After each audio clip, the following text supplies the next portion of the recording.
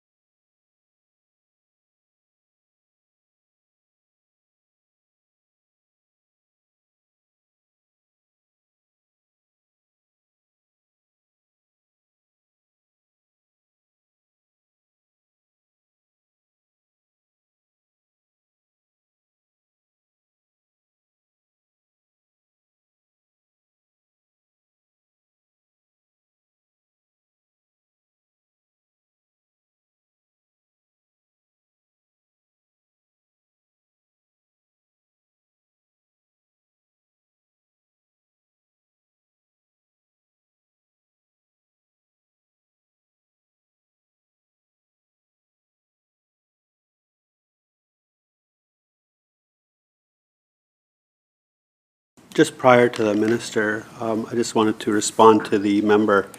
The report of the acting clerk of the Legislative Assembly to the Honourable Darrell Plecas, Speaker of the House of the Legislative Assembly, on dress guidelines and expectations in the Parliament buildings, and I quote from the key findings: for MLAs who identify as a man, professional contemporary business attire may include jackets and collared shirts. Neckties are not required. Just so all members of the legislature are clear that I'm not outside of the rules. And with that, I recognize the Minister of Energy, Mines, and Low Carbon Innovation. Thank you, Chair. Thank you again to the member for the question around what the minister was presented with by the Tahltan to support the decision to defer jade mining activities. And obviously I was not the minister at the time when these decisions were taken, so I confer with my staff and receive some information. The Tahltan Central Government and the Cascadena Council have raised concerns about jade mining and claiming that it resulted in significant land alteration, pollution in streams and rivers, and a large-scale disruption of wildlife habitat.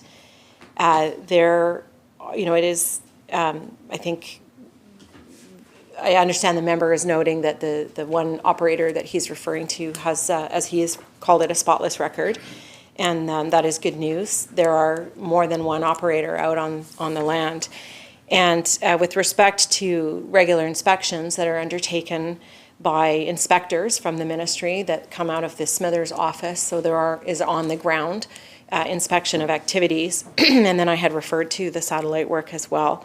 So taken all together, these concerns, we take this seriously, and of course we really value the high environmental, social, and governance standards we have here in the province of British Columbia to support a really thriving and responsible mining industry. That includes, of course, the examination of the jade industry, and that's why this decision was taken to put this pause on this, and again, to work with industry and with the Cascadena Council and with the Tahltan Central Government to find solutions and find a new path forward, and that is the work that is underway.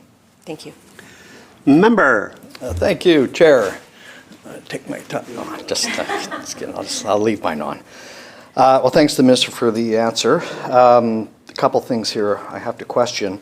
So the Tahltan identified land alterations, pollution in streams, and the Minister also said that government was on the ground and took note of these claims.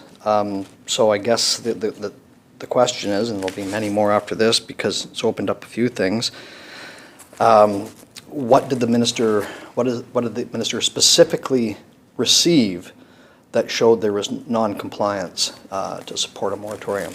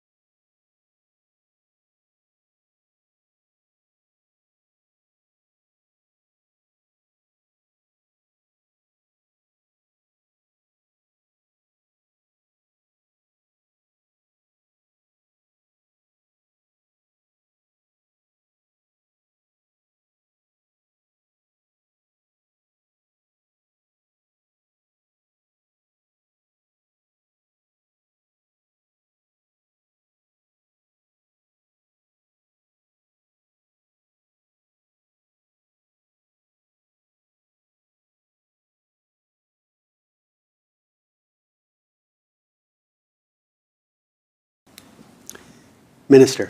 Thank you, Chair. So the members asked specifically about information around non-compliance that would support a pause on the jade mining activities in that area. And I do not have a fulsome list here today of all of the reports, but what I can say is that the BC mine inspection reports, although they're not posted online yet, will be. And there are a series of, there'll be documentation related to non-compliance, lack of progressive reclamation, sediment and erosion control, potentially outstanding administrative monetary penalties. And again, I'm speaking collectively about the industry. I'm not singling out any particular operator here. And I would be pleased to have our staff follow up with the member with a summary of all of those reports. Thank you. A member. Thank you, Chair. So the Minister said BC inspection reports will be online. Those findings will be online? Minister. Sorry?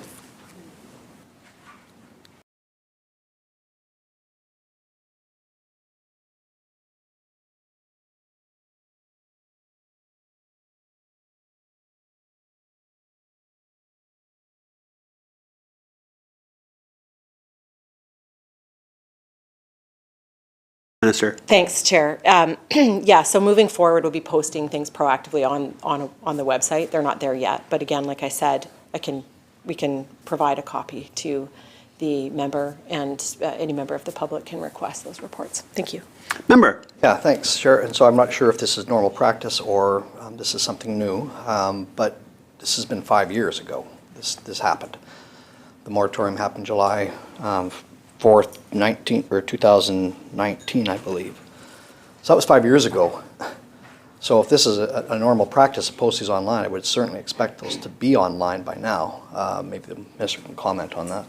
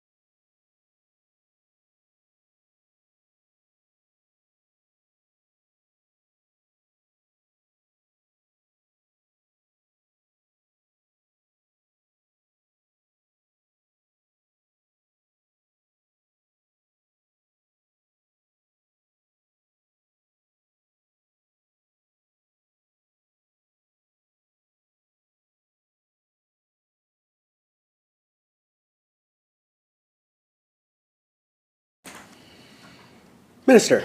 Thanks, Chair. So to try to provide some more clarity to this, in the past, although the date, for example, of an inspection would be recorded and posted on the Natural Resource Compliance and Enforcement website, a report would not be attached to it. Past reports are available, but they need to be requested and then they're reviewed for privacy and personal information and all of that before they're released to a person or an organization. Moving forward, the ministry is changing this practice. So this is not related to the jade deferral, but just in general, having begun with proactively posting inspections from major mines and now moving into other areas in addition to the major mine inspection regime. Thank you. Member. Thank you, Chair. So is the compliance a notice on the website right now? So we can't get the report, but the notice that there's a compliance issue, is that posted on the website? Minister? Thanks, Chair. No, that's not correct. It's the dates of the inspections that's available right now online. Member? Thanks. And that is posted right now. Okay, so when could we expect to see the report if requested?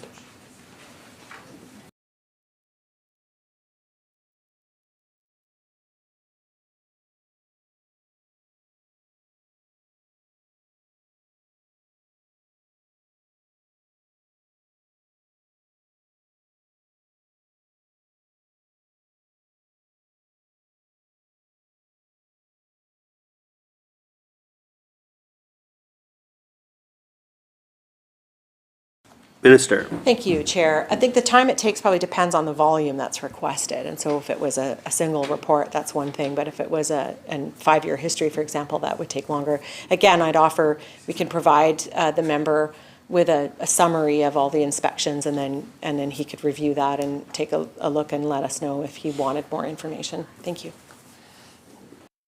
Member? Thank you, Chair. I'm just trying to understand the process. So, these are general comments, I guess, now, but the minister said that depends on the volume. Could be one technical report, could be one environmental report, who knows. Specific to this issue, though, is the minister saying she doesn't understand how many reports were filed? I mean, it's fine if she says that. I mean, but maybe the staff would understand what kind of detail or what would that volume look like, and maybe the minister can tell me if it's, what's the high and what's the low on expecting a report from low complexity to high complexity.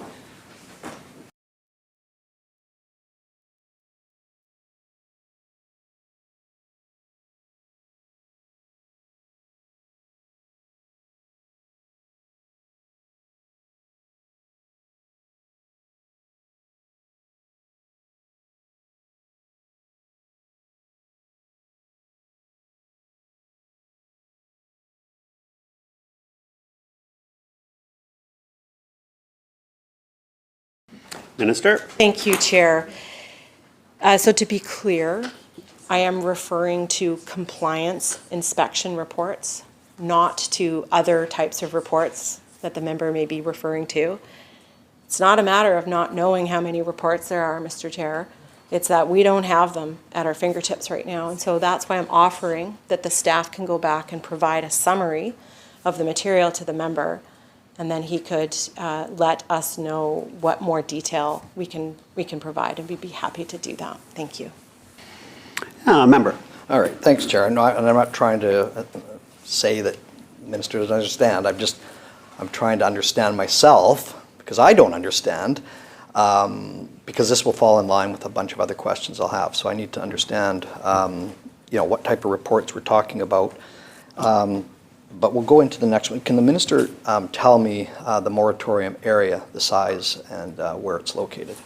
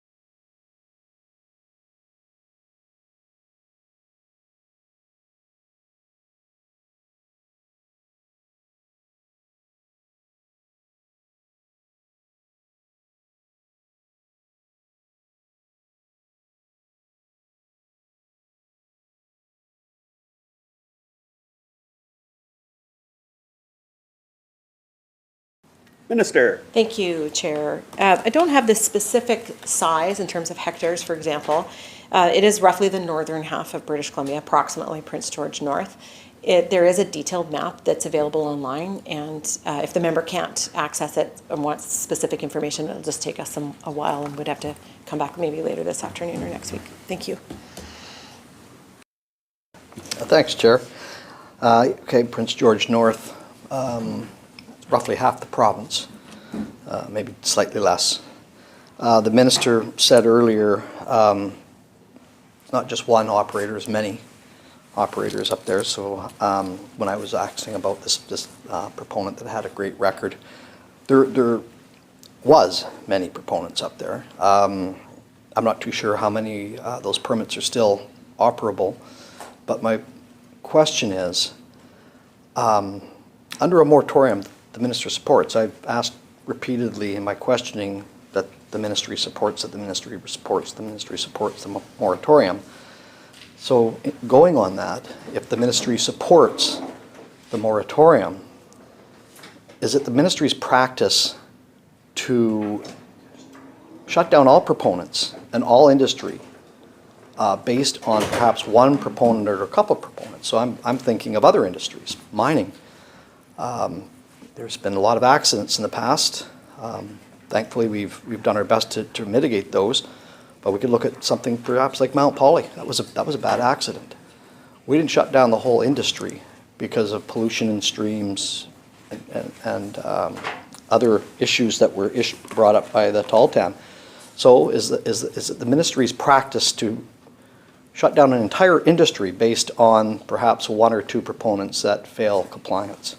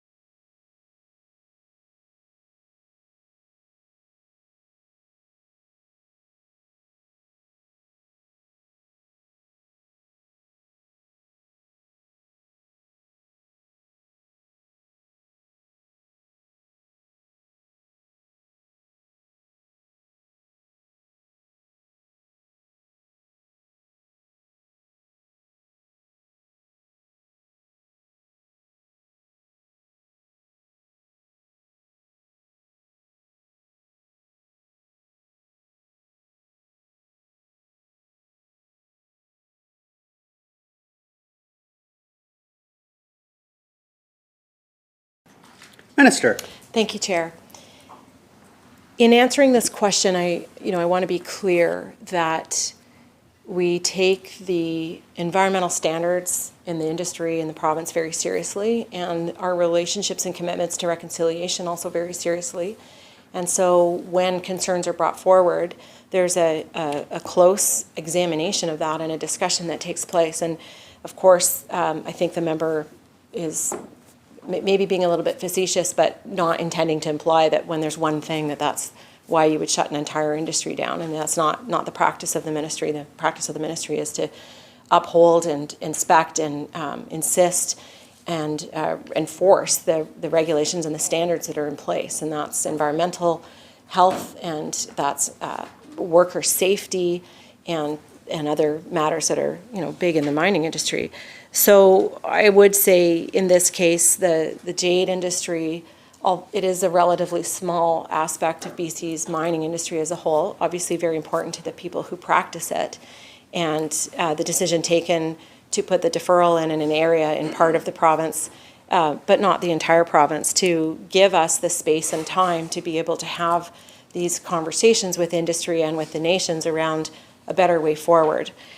Now, I'll note that over the last 5 years, there have been 60 compliance reviews and inspections, and in those compliance reviews and inspections, there have been operators that have been undertaking unpermitted work that creates more disturbance, work in riparian areas, clearly not something I think any of us would want to see take place, and observations of again, health and safety issues. So again, we take this very seriously, but the having the pause on the jade activity has given us the time to, as I mentioned, undertake the aerial surveys for these on-the-ground inspections and reports to be provided, and to be having these conversations with the industry about a better way moving forward.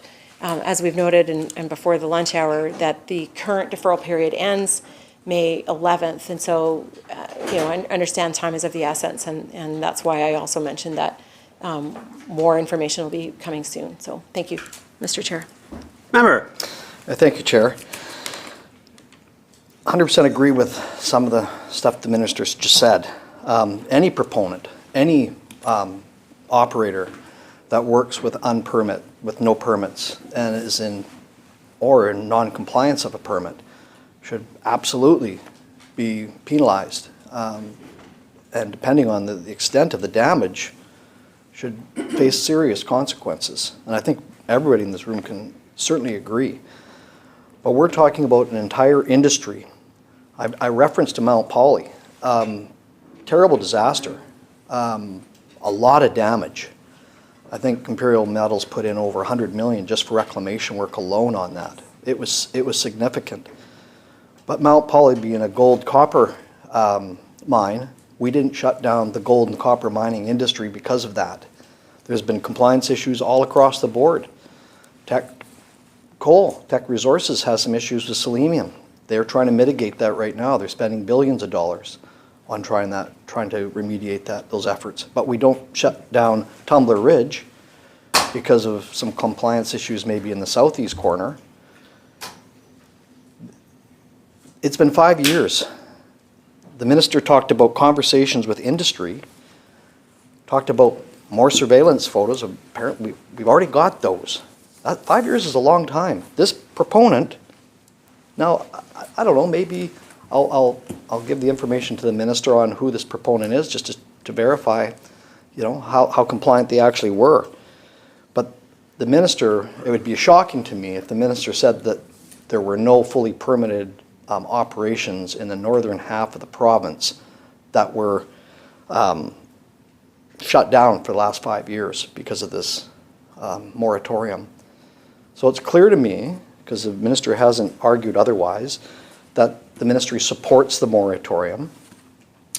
My next question would be on the conversations with industry she alluded to. What conversations have been had, and how many proponents in the jade mining industry has the ministry talked to?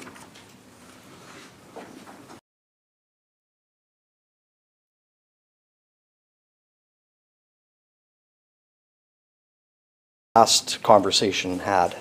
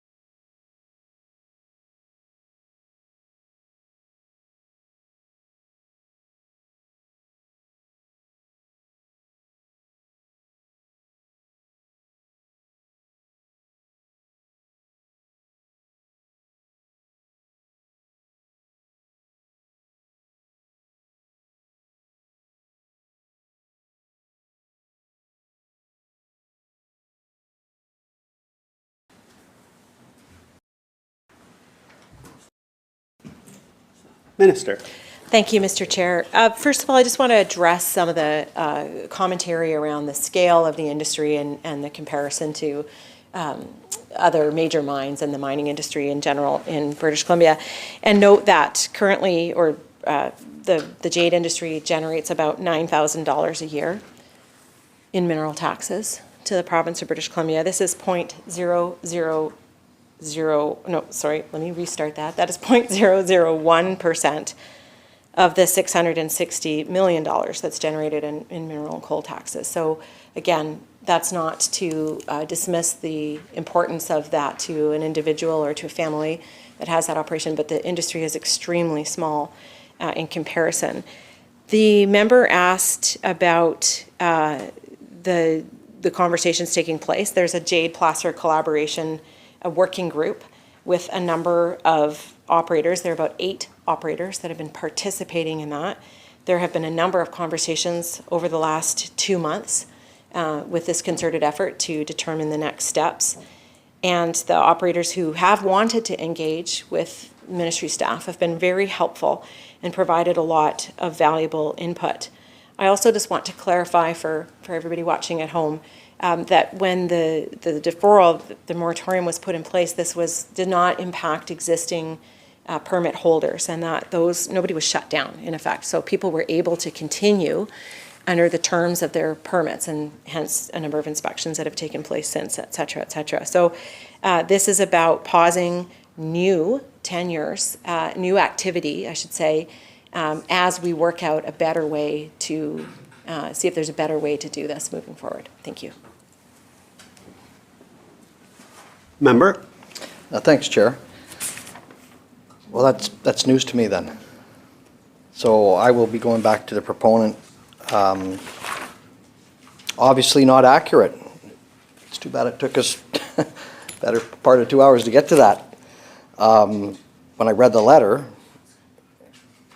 it clearly said the eviction notion, he had an eviction notice. He also said he was fully permitted. I read that into the record very first thing before lunch. And now here we are at, 2 hours later almost, or whatever it is, and the minister is saying, no, this is only was a pause on new permits. So I'm wondering then, would the new permits include those that are already fully permitted on notice of work or any kind of further extension of their permits? I guess that would be the question to the minister.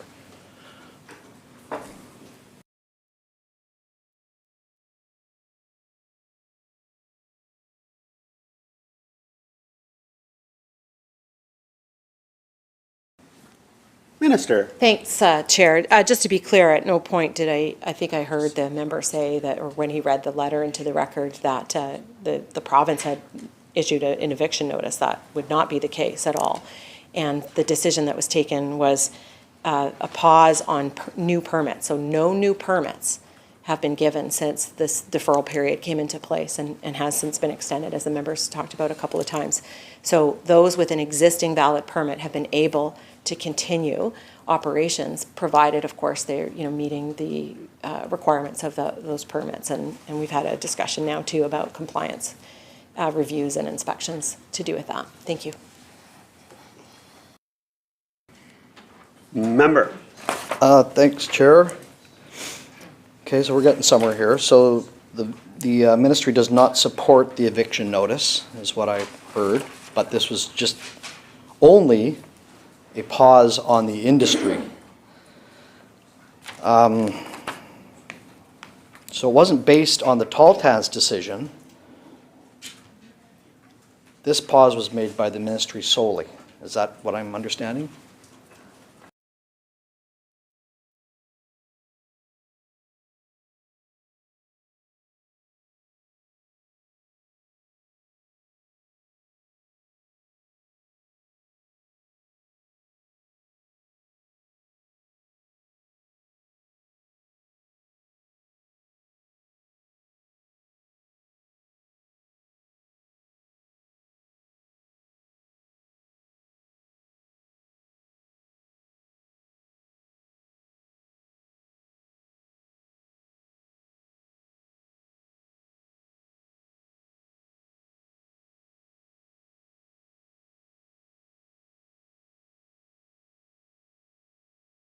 Minister? Thank you, Mr. Chair. So to be clear, concerns have been brought forward by First Nations. The conversations that have taken place between industry and First Nations and members of the public service led to the recommendation for a deferral or a pause on new permits. And so that was the decision that the government made. And I mean, we've kind of been canvassing this quite a bit. This was the government's decision under the authority that it has to be able to pause new permits, again, to provide that time to be able to undertake the discussions and try to find solutions moving forward. Member? Thanks, Chair. So is there jade mining happening right now in the northern part of the province?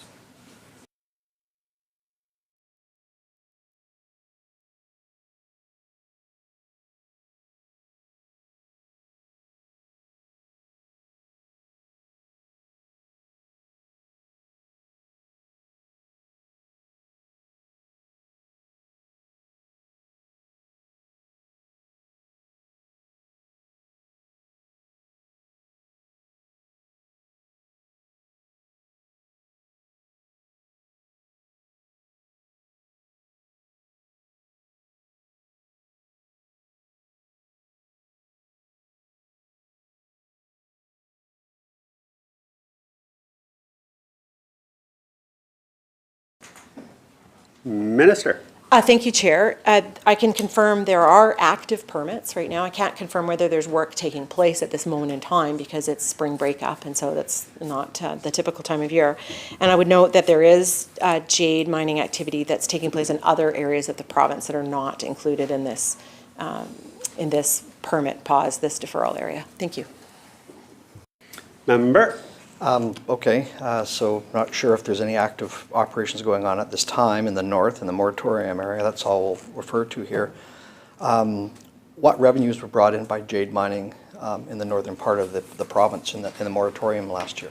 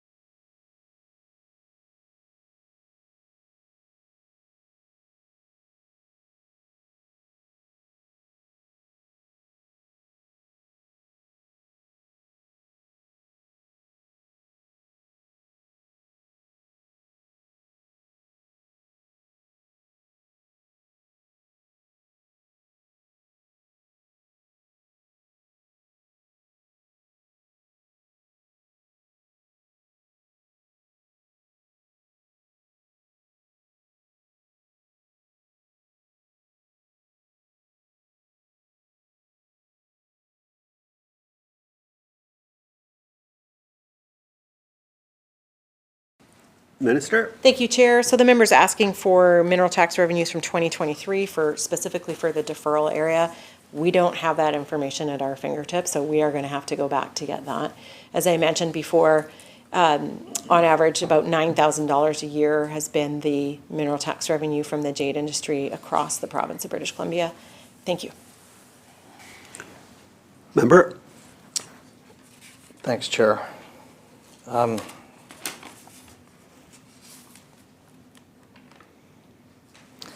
I don't want to seem flippant on this question, but it has to be asked because I've been asked by many other people.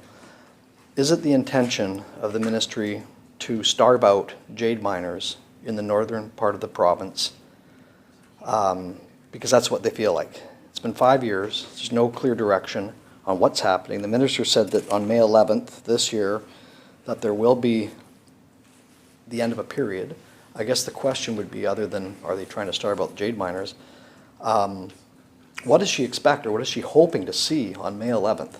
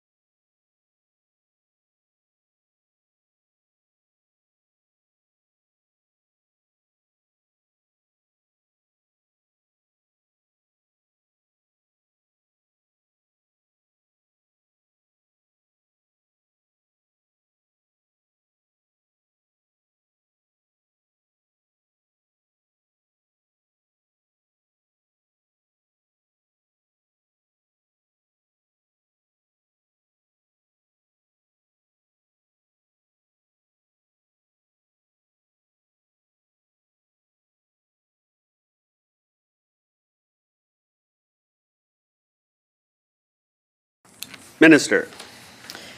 Thank you very much, Chair, and thank you to the member for the question. And I think the member understands that I and the ministry, and we collectively take the concerns that are raised very seriously and want to do the good work that needs to be done to try to find solutions that can help improve the industry, that can balance the interests at play here, and understanding how the sector can look moving into the future. And that is, we've had meaningful input from industry. We've had several operators who've been active participants in the working group and genuinely appreciate the input they've had. And that's part of the information that's all taken into consideration in working through this working group to try to find that balanced solution moving forward. So it's a sincere intent and one that is well underway right now. I can't prejudge the outcome because I can't prejudge the outcome of cabinet processes, and I know the member understands that. So I can just tell him that it's the work is well underway right now, and as I indicated before, I'm hoping to have more to say soon. And I know that that's important for operators. It's also important for the nations and for those members of the public who are interested as well. Thank you. Member for Skeena. Thank you, Honourable Chair. And to the Minister, I got up first. There's a huge initiative in BC right now to electrify the economy and society, for that matter, in BC. We've had two announcements of battery plants, one in Langley and one in Cowichan. The one in Langley is heavily subsidized, and it, in part to actually help the efforts to electrify and decarbonize our society. But I haven't seen any real plans to basically fast track, or at least get back to prescribed timelines for mining permits to keep up with this. And if we don't really address the domestic source of these minerals, we're going to have to go with international sources from jurisdictions that don't have the same environmental standards or have the same meeting employment standards, for that matter. Is there any initiative to get back to prescribed timelines for permits, or is there any initiative to actually fast track those permits so we can use domestic supplies for minerals for our battery plants?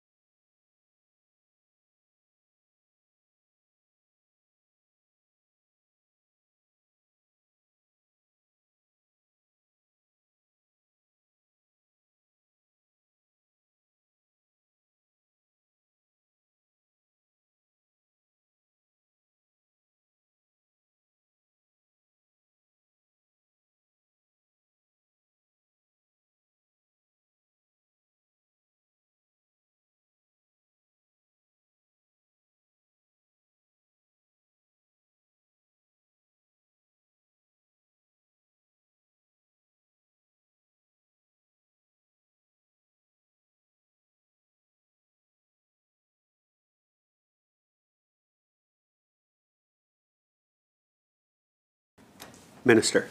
Thank you, Mr. Chair, and welcome to the member from Skeena. Nice to see you here, and thank you for the question. I have a few things to say, so bear with me, please.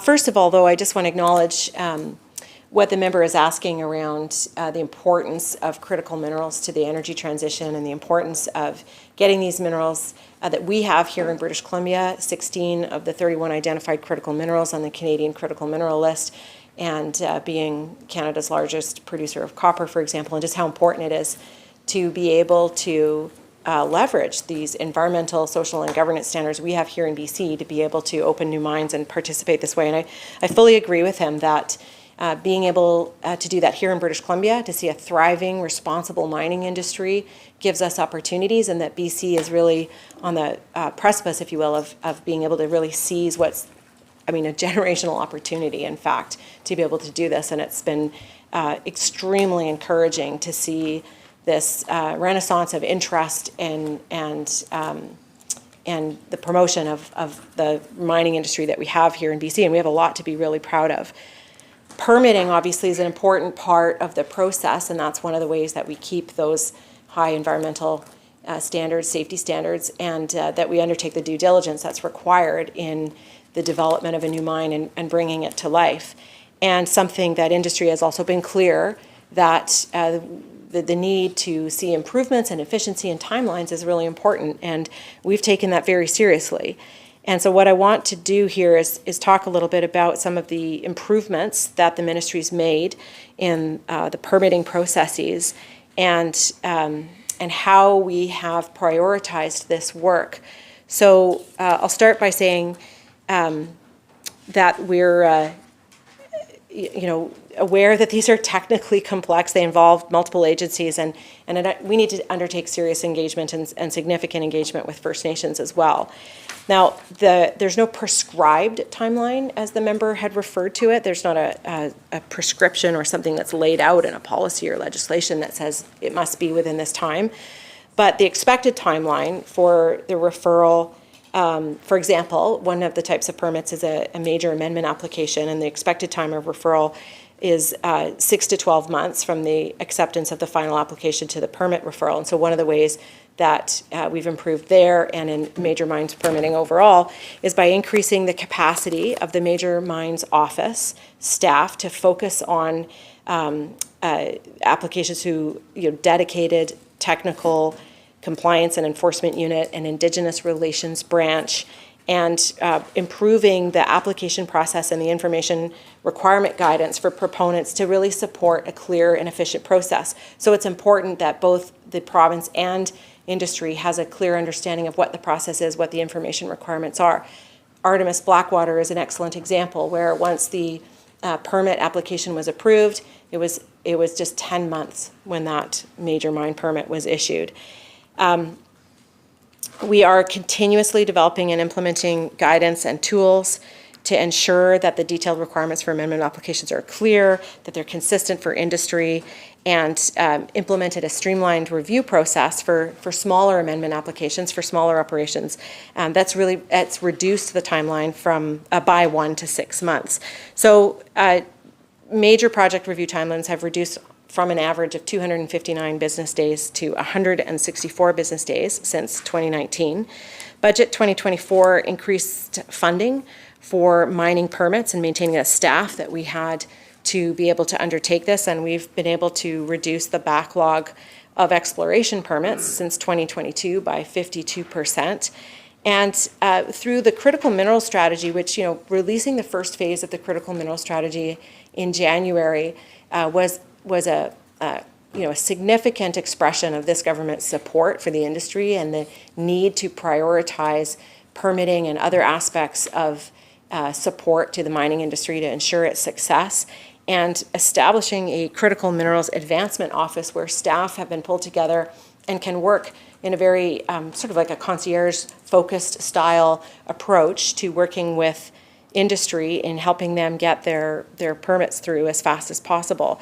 Now, I think it also needs to be said that, of course, permitting process is a two-way street. It's not just the responsibility of the province, but it's the responsibility of the permit applicant, too, to provide information. And I'm really pleased how proponents have been also doing better at helping with the timelines by understanding their responsibilities and providing full and sufficient information. So we provide more information to proponents now with new tools around what those clear information requirements are, a project charter approach to help. I mean, these are just some of the tools I think that we've been applying to see permits be issued faster. And again, I appreciate the member's question. Thank you.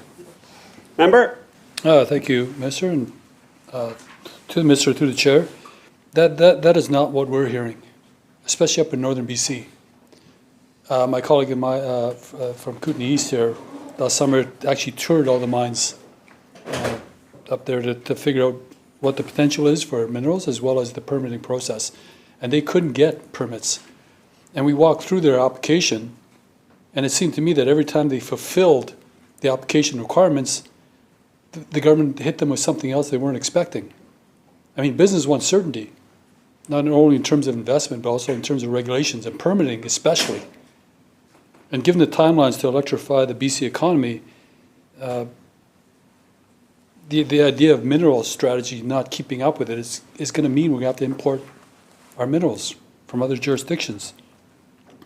But I'm glad to hear there's some type of process in place to fix the permitting process. One in particular, the minister talked about reducing the backlog from 1 year to 6 months, which is encouraging, very encouraging. But I've got one company in particular that's been waiting for a permit for 22 years. Pacific Booker Minerals. And 22 years, I understand this goes back over consecutive governments.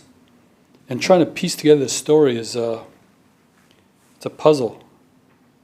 But at the end of the day, given the strategy of the BC government to electrify the future and as well as build battery plants, can I get a clear understanding of when will this government give an answer to Pacific Bookers in terms of their permitting and their approval to move forward, even if it's a yes, even if it's a no, but surely there's got to be a time period to put an end to 22 years of waiting for a permit.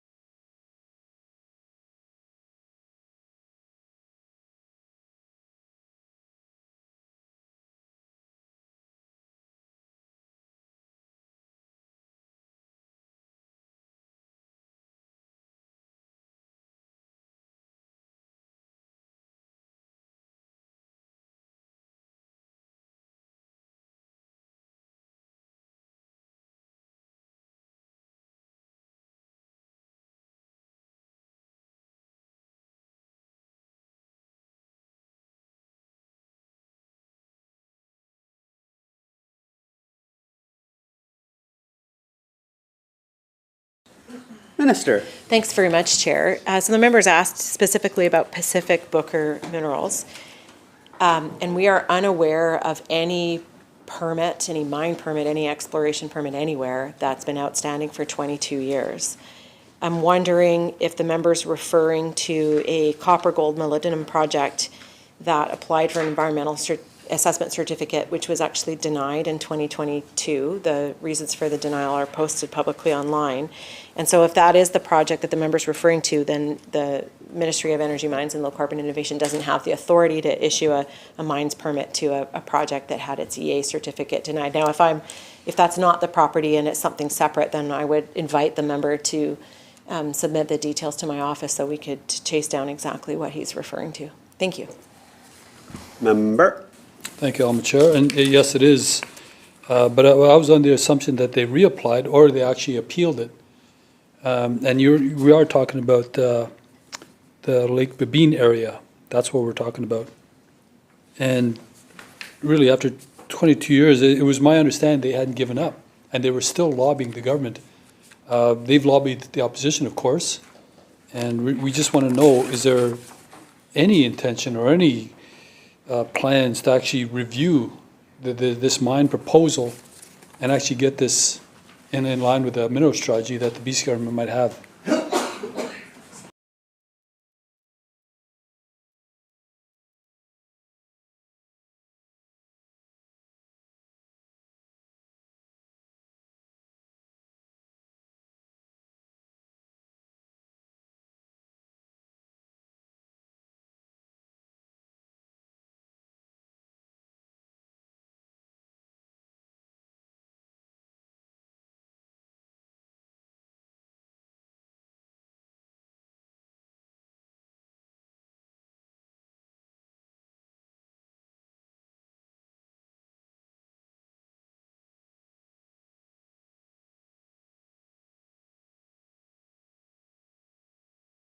Minister. Thank you, Mr. Chair, and thank you again to the member for the question.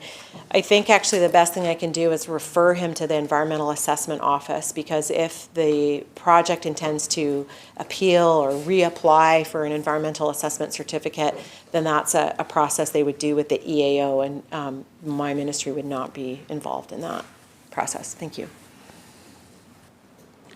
Member of Kootenay East. Thanks, Chair. Just going back, I only got a couple more questions on the jade mining thing. We've gotten to that quite a bit. But just something the minister had said, and it was kind of unfortunate, kind of sad actually, the minister had to refer to the size and the revenue that the jade industry represented in British Columbia, and loop that into her answer about the moratorium almost. And she said that it was, it's important, of course, but it's people's livelihoods, as the minister knows, and she referred to, I think, the size of the revenue was like 0.001, I think was the number, which got me thinking, because this is all based on environmental concerns. We're talking about half the size of the province, very large jurisdiction, so it'd be about 500,000 acres. I think it's 1 million acres, I think, is the province, roughly. So more than that? Yeah, maybe it's hectares. I don't know. Maybe it's square kilometers. I don't know. But it's a lot. It's a huge area. So we're shutting down half the province on an industry that's 0.001 on environmental concerns. So you got to wonder how much environmental concerns are we talking about? The minister said, well, on one hand, we're not going to shut down an industry such as the gold and copper industry because it represents a large amount of revenue to the province, but it also represents a large amount of the impact on the land. So if there ever was a case to shut down an industry, if it was based on environmental concerns, it would certainly be on mining for gold and copper, on issues like Mount Poly. I'm pretty sure there's never been an issue like Mount Poly in the jade industry that had that kind of environmental impact, because it couldn't, because it's so small. So I'm just wondering if the minister can just comment on that. I mean, we're talking a large area of land, a moratorium on an industry that's 0.001 of the revenues in British Columbia, that only has a handful of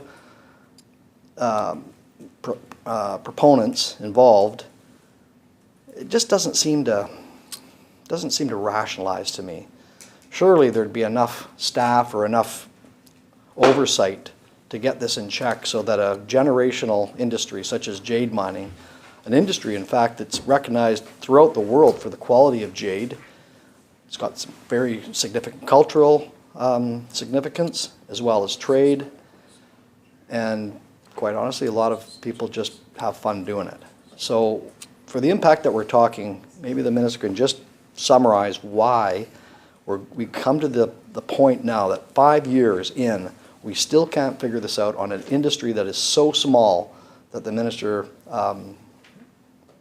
thinks is important.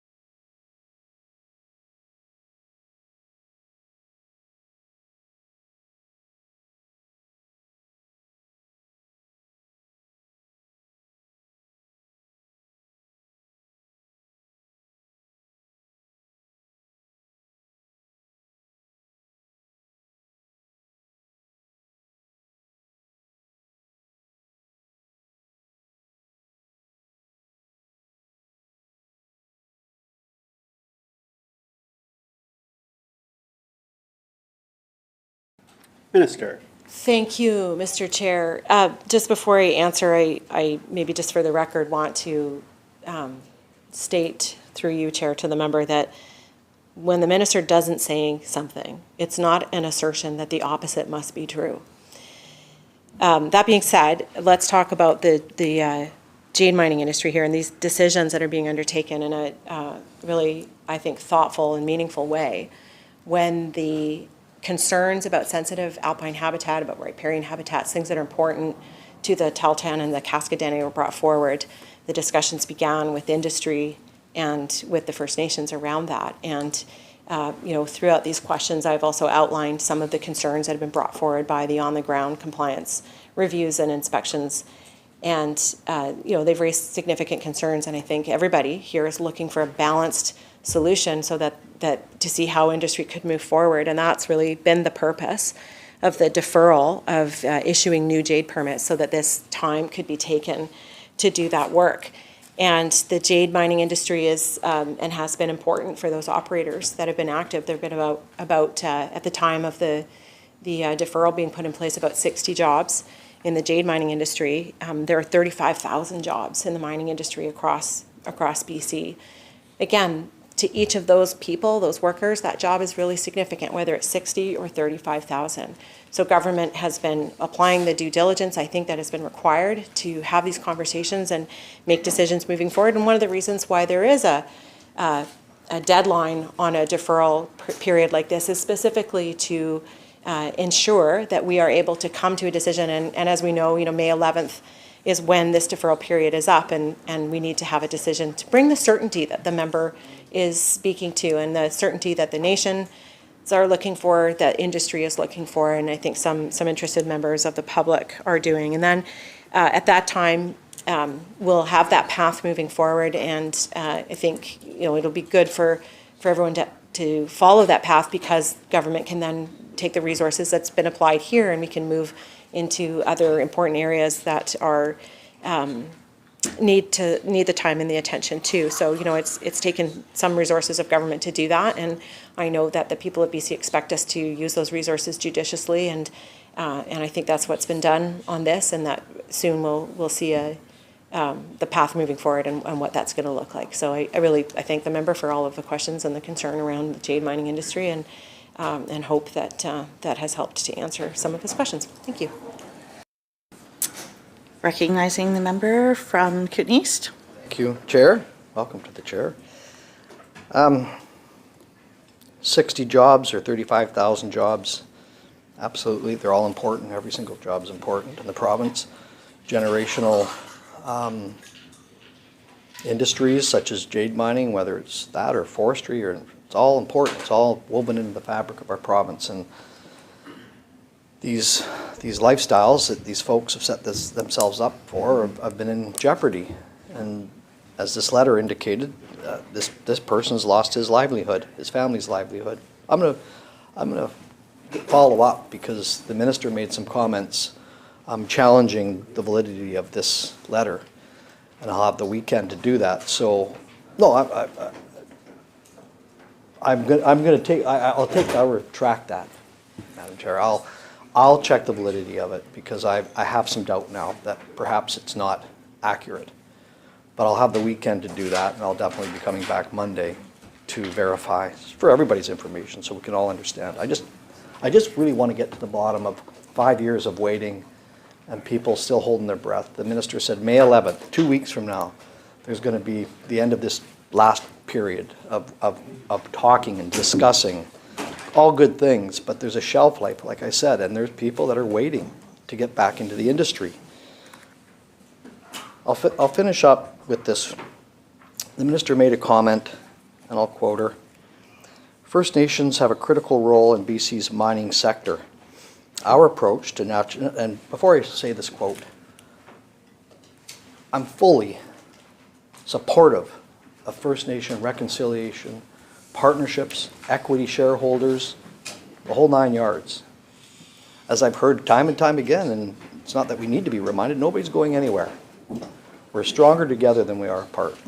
Our First Nation cultures and heritages, all that stuff is what makes the diversity of this province beautiful. It's awesome. But I'll read the quote.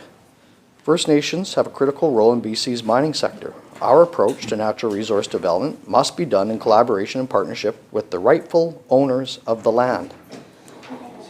Can the minister simply explain that in legal terms, what she meant.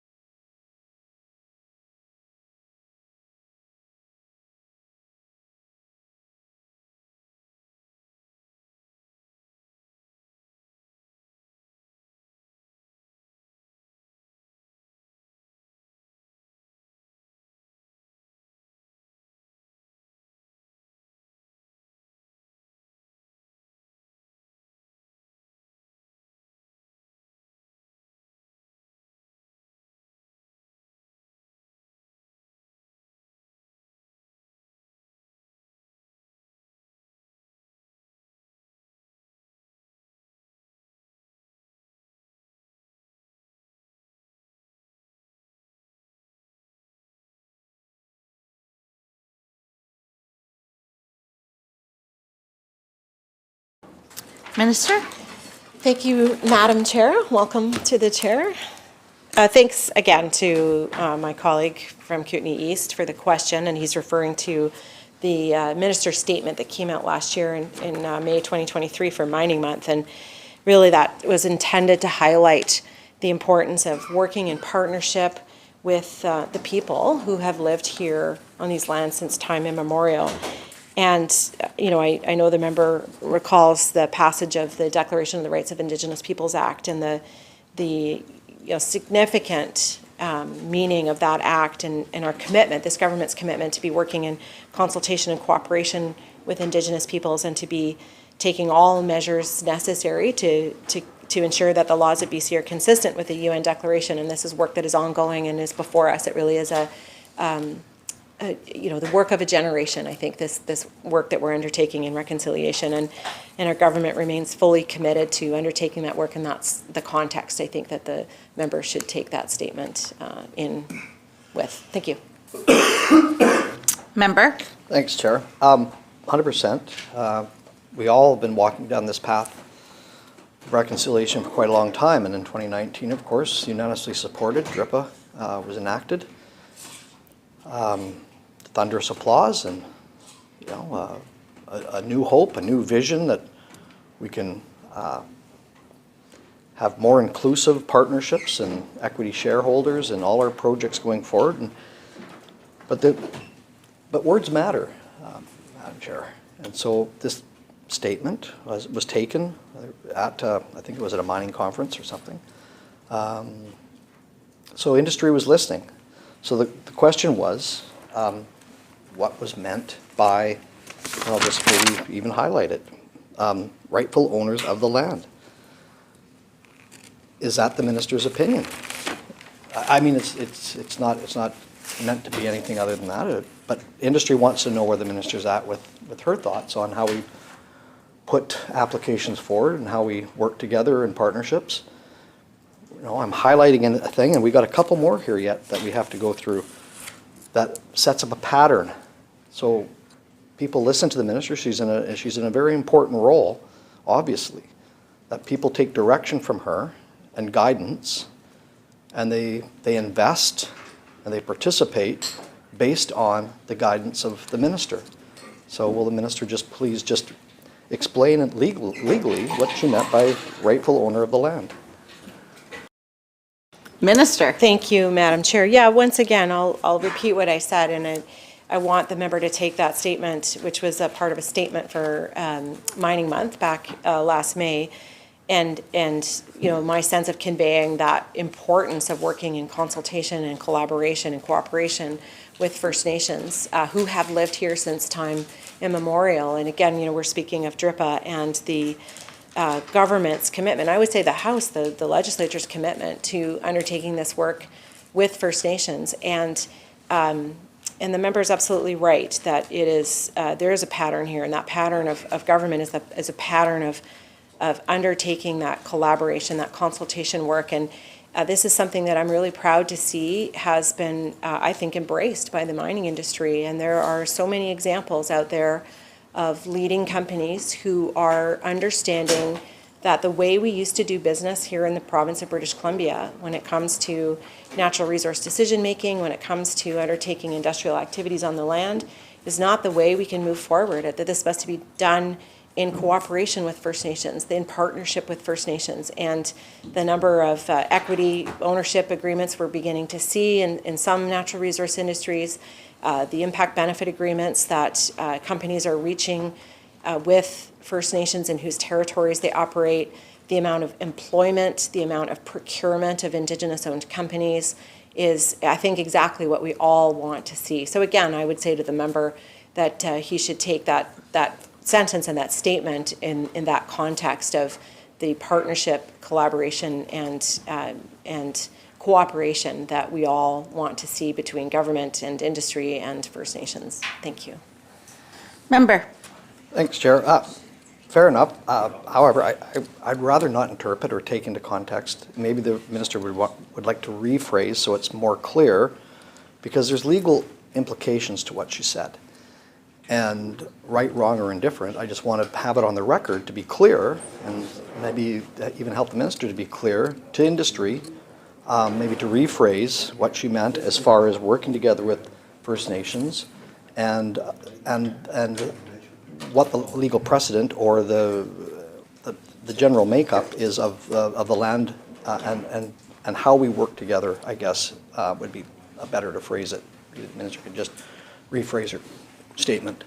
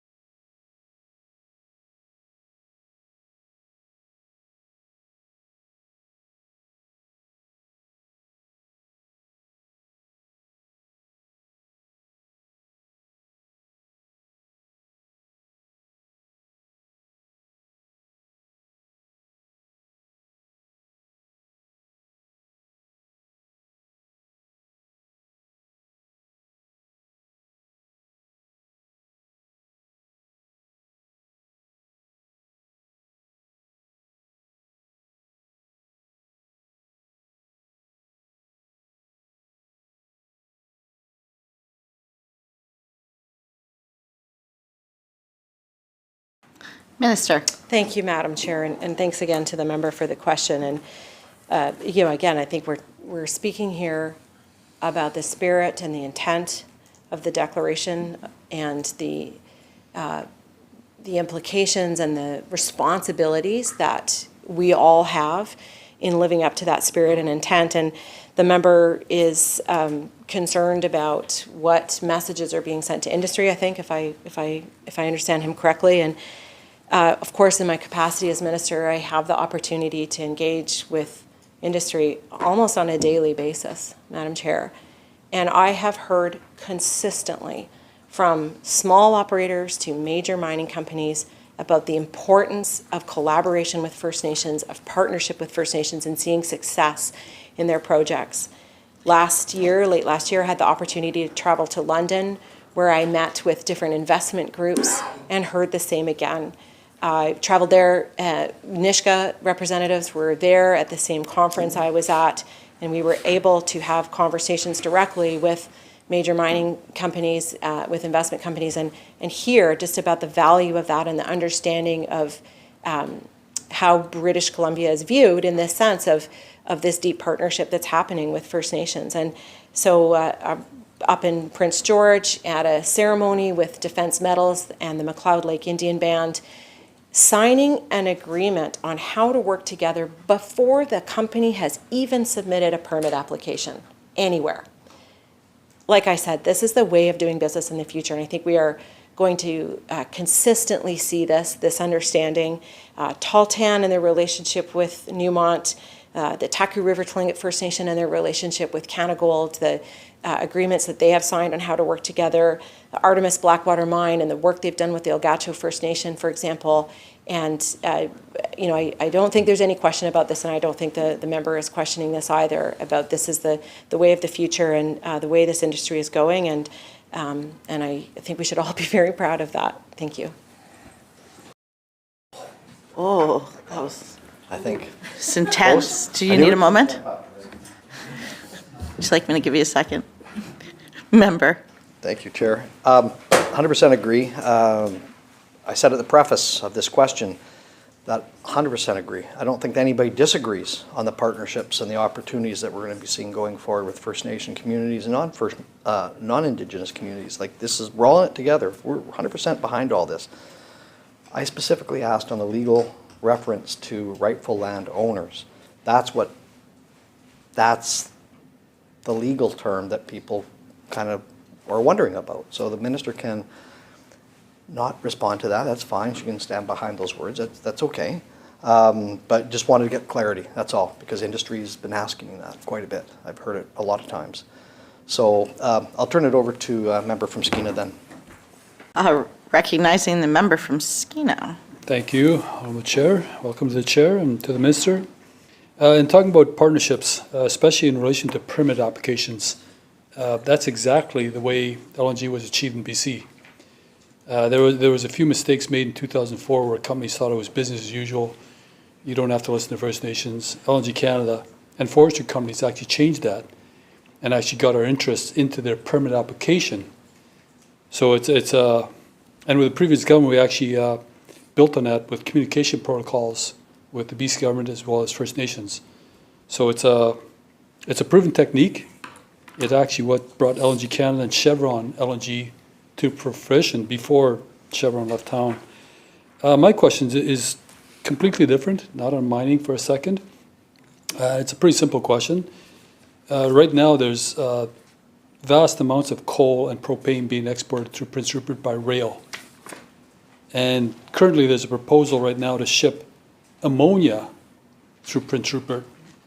The federal government's already offered or given a $75 million grant that Trigon has matched to start building up the ramp, the dock, the facilities and infrastructure in Prince Rupert. I don't think the government has a role in this because it's really about port development. It's really about rail development. But is there any role that BC plays in terms of permitting or assessments for that matter for this ammonia export facility to be based out of Prince Rupert?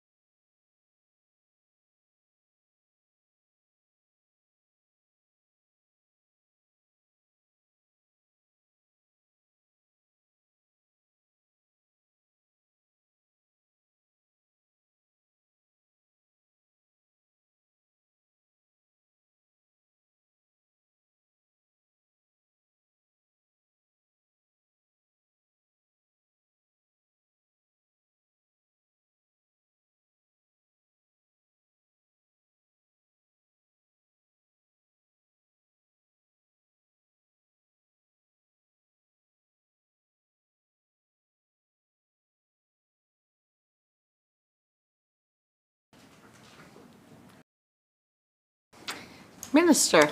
Thank you very much, Chair, and thank you to the member for the question. And I think he very accurately describes this as a federal lead. And that being said, we are engaged in discussions with the federal government on the transport of ammonia by rail. There's no applications before the provincial government in any way, but I would suggest perhaps you might want to follow up with the Minister of Transportation and Infrastructure, because the rail, that kind of transportation authorities would lie there, but not with the Ministry of Energy, Mines and Low Carbon Innovation. Thank you. Member. Okay, thank you for that answer. So to be clear, and the Transportation Minister, I'll follow up directly per letter. So to be clear, the Energy Minister, as far as we know it, has no involvement with the transport of ammonia by rail from Alberta to Prince Rupert to Asia.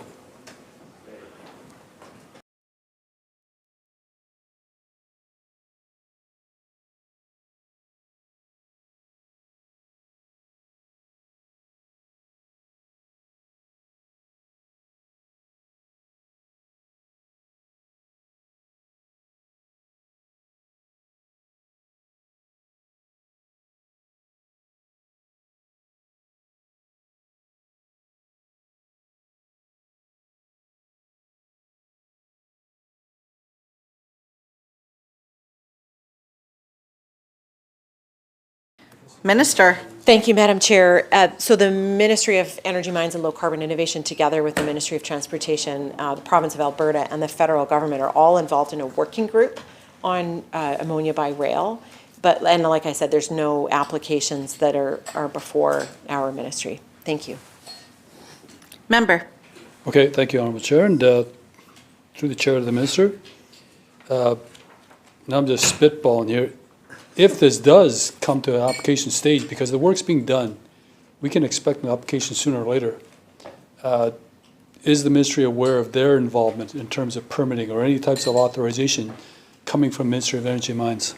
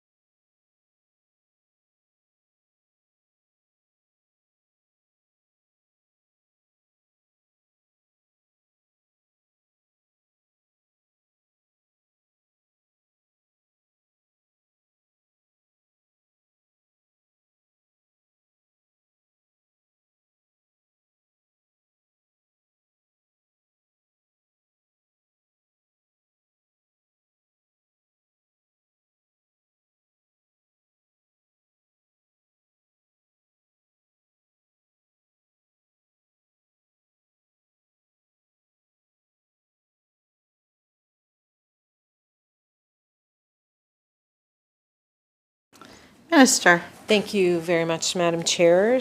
The member's question around the role of Energy Mines and Low Carbon Innovation Ministry in hydrogen or ammonia production, and of course, the hydrogen strategy that's been developed here in BC. We're a strong proponent and supporter of the development of a hydrogen industry, and that could be using ammonia as the energy carrier. The role that this ministry would play would be primarily around production facilities.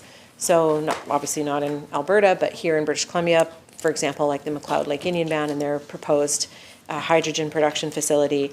And so we would play a strong role in that, of course. But like I said, at this point, no applications before us. But thank you.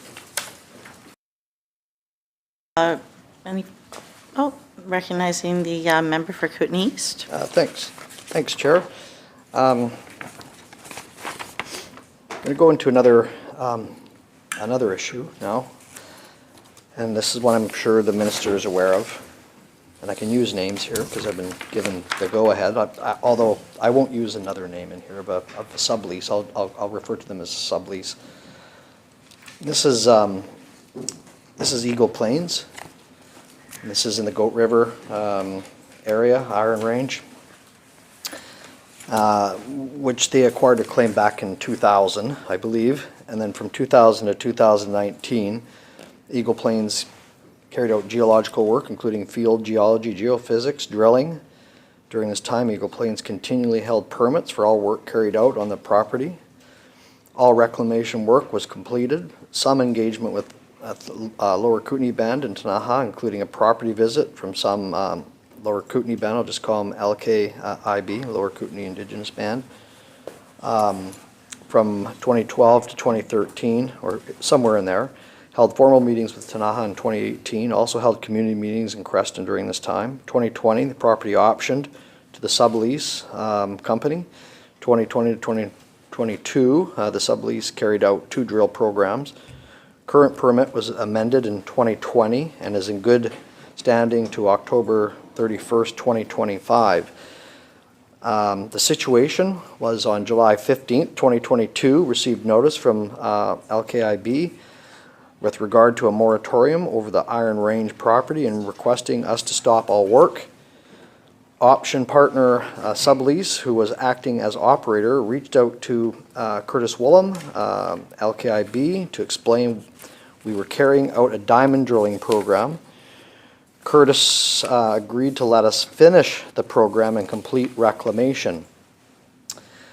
Chuck Downey from Eagle Plains met with ministry staff, including Kathy Wagar, Regional Director, Southeast Kootenay Boundary, to get some additional information. They were aware of the letter and had been in contact with the LKIB, but could not provide any other information. In early 2023, the sublease reached out to Curtis Woolham to see what had transpired with the band since the moratorium was declared and to discuss 2023 work at Iron Range. He was rebuffed and told that the LKIB didn't want any exploration or mining in their territory, and we were wasting our time. Set up a Zoom call with Eagle Plains and Kathy Wagar. Ministry staff discussed the LKIB. We were told that Kathy was in regular contact with Curtis but couldn't comment further. When we brought up our current permit that allows us to work there, she advised us not to work there until we had social license, committed to getting more information and getting in touch with us within a couple weeks. Then someone tried numerous times to contact Kathy Wagar, and after not having any communication from her, sent the letter. The letter was sent. So just to give you the scope of the business we're talking about here, expenditures on the Iron Range from 2000 to present is close to $9 million. Expenditures by the sublease is approximately, it's over $2 million, and these values are not adjusted to current prices. So a letter was sent out on May 10th, 2023, so a year ago, and to the minister. As I've outlined, and I'm sure the minister knows all this stuff, I won't go through the letter. The letter was sent, but I'll put it on the record. As I have outlined in my backgrounder letter to you sent on May 4th, 2023, I am sure you and your staff are aware of. This email was sent to your personal legislature address as discussed in chambers on May 4th.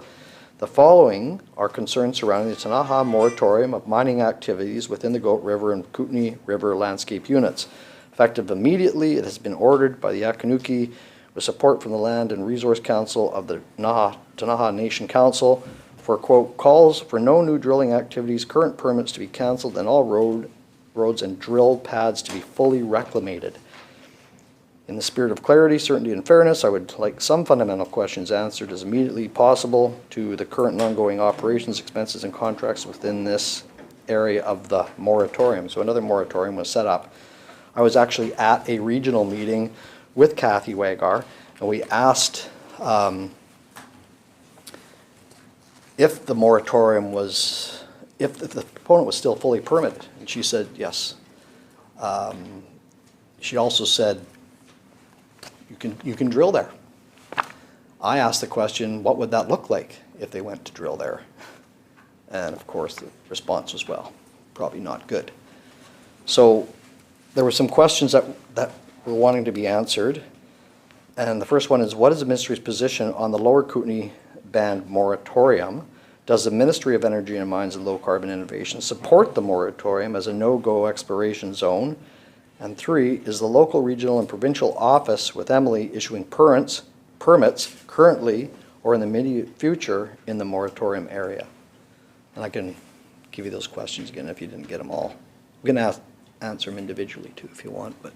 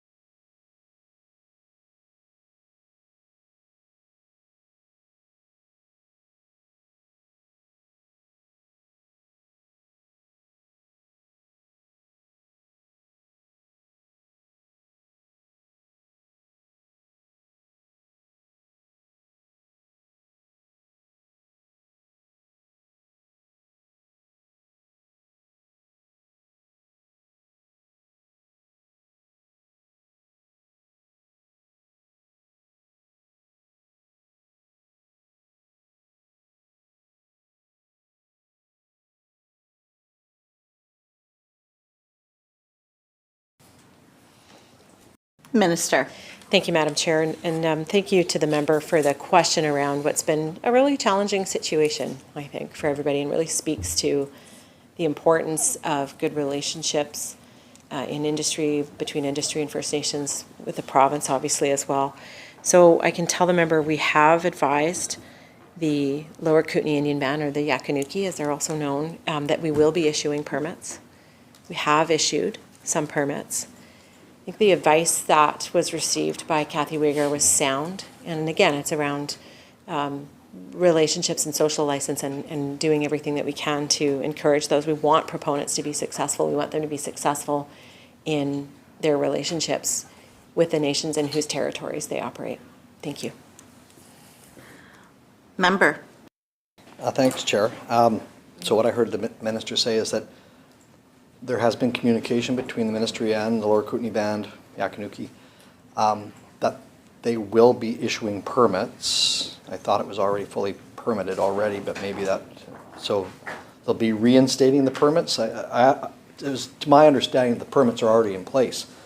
The moratorium ceased that action arbitrarily, perhaps. I don't know if that's a good word or not, but that's where we're at. So I'm just maybe to clarify to the minister, is it to issue permits or is it to continue the permits?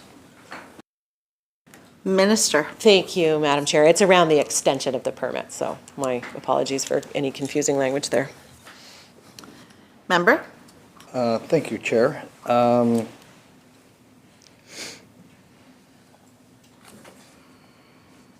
just seeing if any of these other questions have any rationale now after that answer. I'm sure that's going to be well received.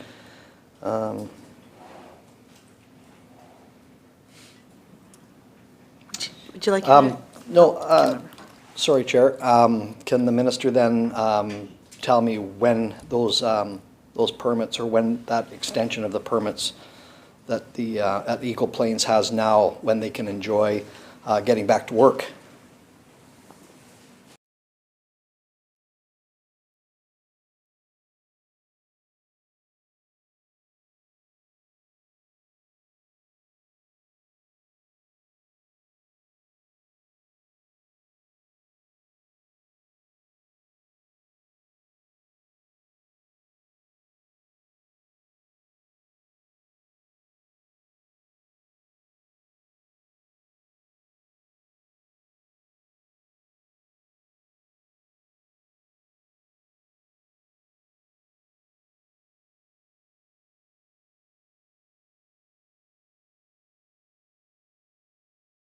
Minister. Thank you, Madam Chair. I'm advised by staff that that should happen within the next couple of weeks. Thank you. Member. Thanks, Chair. Just a thought. This has been a couple of years, I believe. It'll be 2 years coming up. And there is a partner, there's a sublease that's, I think it's out of Alberta, who's obviously left. And there could be some financial implications on that contract that was set up. Is there any thought to compensation to either the sublease or to Eagle Plains?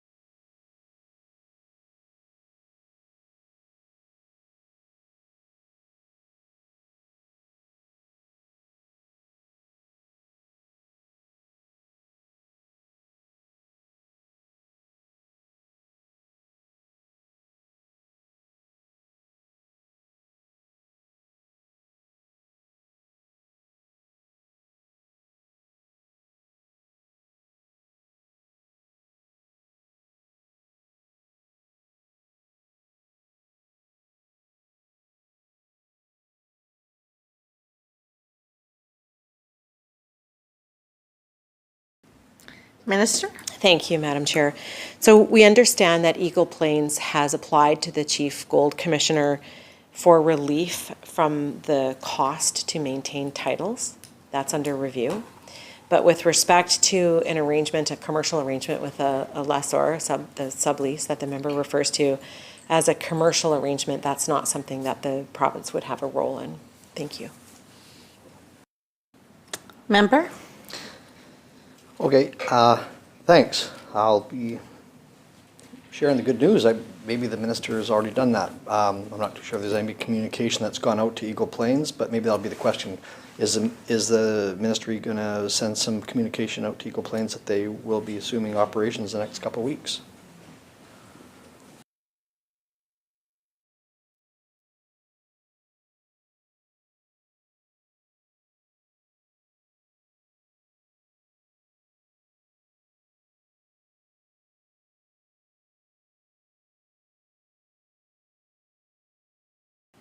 Minister? Thanks, Madam Chair. I think simplest to say that Eagle Plains can expect to hear from the ministry within the next couple of weeks. Thank you. Member? Awesome. Thank you, Chair. That's great news. Okay, I was going to get into some oil and gas here, but maybe I'll maybe, are you ready to roll or no? Sure. Okay. I know my colleague here from Vancouver Langara is under tight timeline. He's got a lot of roles going on right now, so I feel sorry for him. But if he's ready, I will let him take the floor. Thank you, Member. Okay, recognizing the member from Vancouver Langara. Thank you, Madam Chair, and thank you to the member from Kootenay East for sharing some of his time with me. I just wanted to, I did hear with interest the previous line of questioning from the member from Kootenay East around the statement that was made by the minister, including areas around rightful owner of the land. And I certainly appreciate the minister's response in terms of partnership and recognition of title.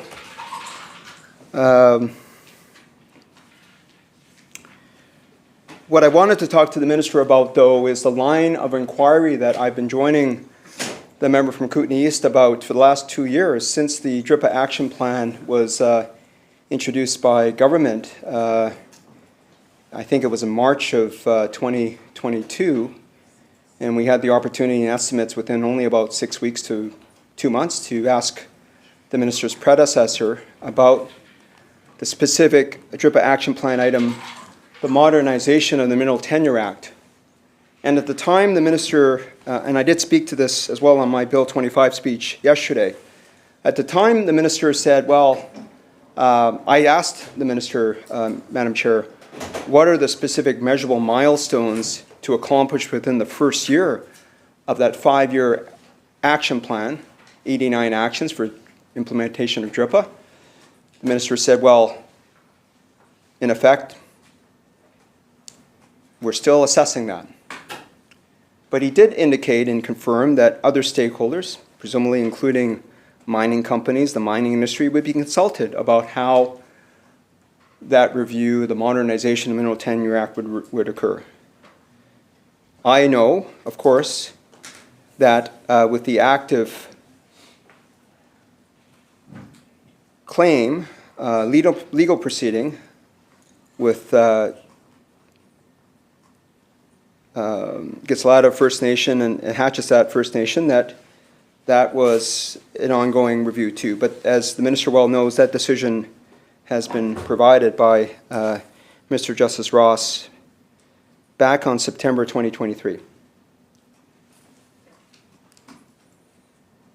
So first of all, I'd ask through you, Madam Chair, to the minister, and I know we asked this question again last year, could the minister please advise the current status of the modernization of the Mineral Tenure Act, recognizing that in that court decision by Mr. Justice Ross, that there was a provision for an 18-month timetable on that further consideration with the Chief Gold Commissioner's office.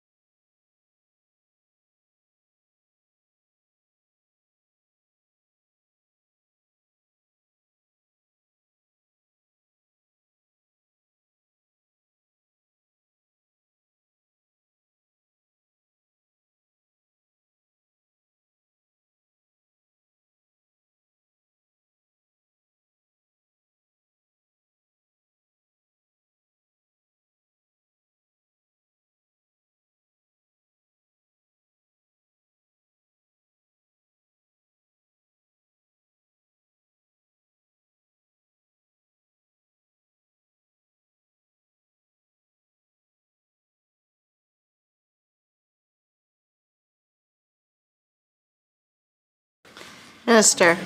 Thank you, Madam Chair, and welcome to the member from Vancouver-Langara. Nice to see you, and thank you very much for the question on what's been a very important and long-standing priority for government, for First Nations and First Nations organizations, and that is reforming the Mineral Tenure Act. The recent Supreme Court ruling on the Chief Gold Commissioner's duty to consult, it's a very important decision, of course, for First Nations rights and title holders. And it provides some very important context and timeline for the work. So the decision being made on September 26th means we have approximately a year left to undertake this work. And I'm happy to say that things are, well underway. And last year, we set up a dedicated office to this work, Mineral Tenure Act reform work. And recently, in the month of March, held a number of pre-engagement sessions, some specifically geared toward industry and others some specifically geared towards First Nations and others for industry and NGOs and local governments.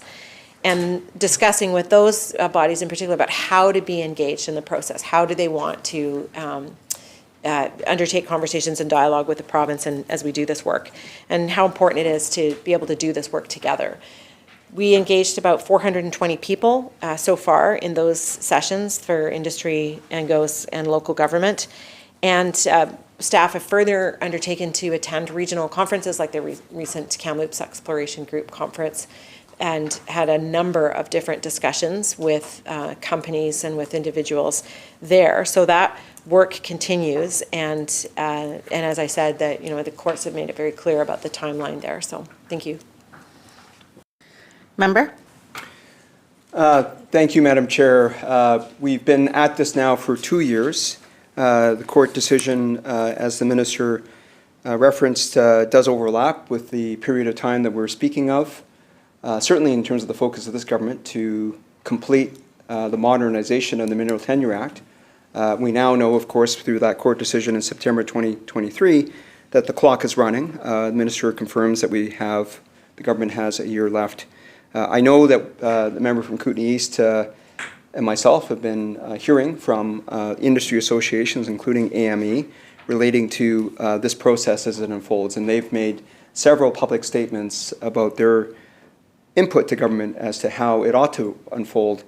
I want to just make another quick comment about the Minister's earlier reference in response to the member from Kootenay East on a continuation of the dialogue here, which was around the recognition of markets and capital markets. I, as the Minister knows, have had a 20-year history prior to coming to this House, working with mining companies as a business lawyer. And I think certainly the number of projects that the Minister referred to, including the last one, now held by Artemis Gold, Blackwater, very important project in the Caribou. It was previously held when I acted for New Gold, for New Gold. New Gold was recognized by our colleague, the member from Kamloops, South Thompson, in the House yesterday for their safety recognition.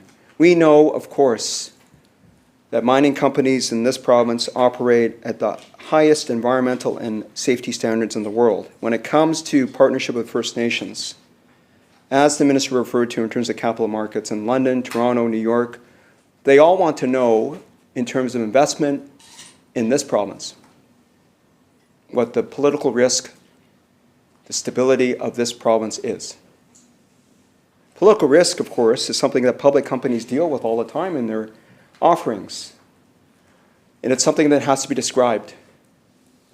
And I hazard to guess, in the context of even the Mineral Tenure Act review, which is ongoing for the last 2 years, that the political risk factor for British Columbia has increased. That the stability and the desire to invest in this region is continued to be questioned. And the examples that the member from Kootenay East had provided only go to that point on specific types of considerations. And I know that the level of clarity around UNDRIP and the implementation of DRIPA, the Minister again referred to, as other ministers of the government on occasion in response to questions from the official opposition, the BC United, they commonly refer and pull in DRIPA.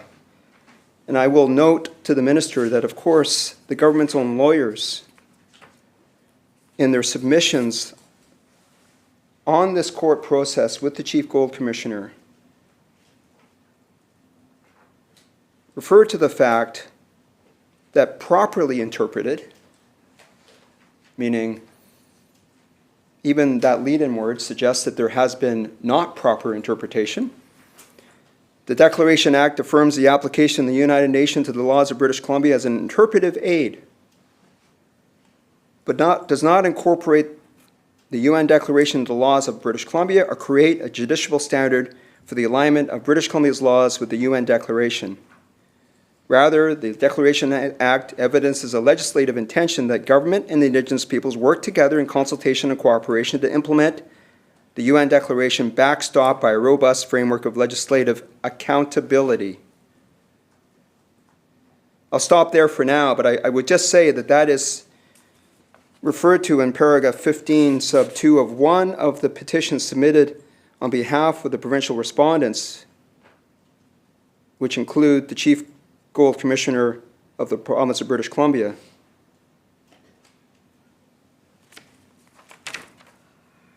This, of course, is at issue. This is the reason why those First Nations have filed notice of appeals of this decision. We can go into the court's findings, but the court agreed with this government's position. In lieu of the decision of the court in that court case with those two First Nations and the government's own submissions that led to support Justice Ross's decision, through you, Madam Chair, to the Minister, what has been the steps that the government has taken in respect of the aftermath of that decision in the face of the notice of appeal from those nations?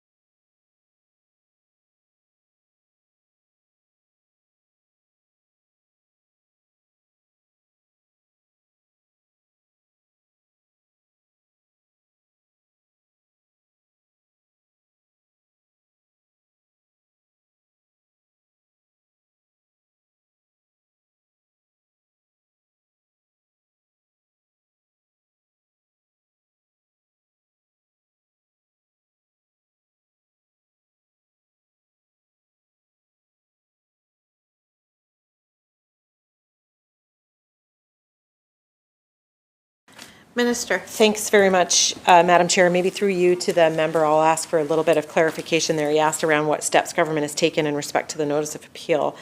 And can I clarify, is he referring specifically to the Mineral Tenure Act portion and the duty of the Chief Gold Commissioner to consult, or more broadly, the other aspects of the case, which I would refer him to the Ministry of Attorney General then? Member? Well, I think that it's a combination of both. I would have thought that given the nature of the concern relating to the Mineral Tenure Act and mineral claims as to how they are brought forward on First Nations territory for both of those nations, that this is something that the minister would be, and her ministry would be directly involved with, even in conjunction with the Attorney General's ministry. So I'm happy if the minister only feels comfortable answering or feels that it's appropriate only to answer the narrow portion of that. I'm happy to accept that. I will ask further questions, though, about the aftermath of this decision.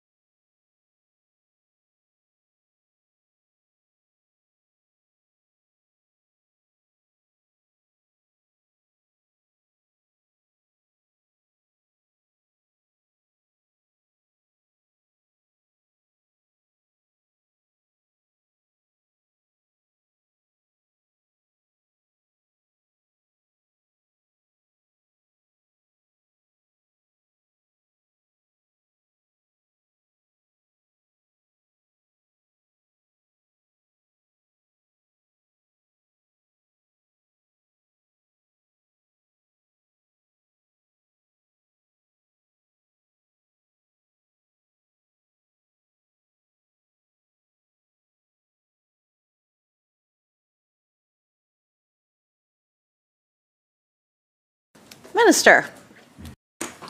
Thank you very much, Madam Chair.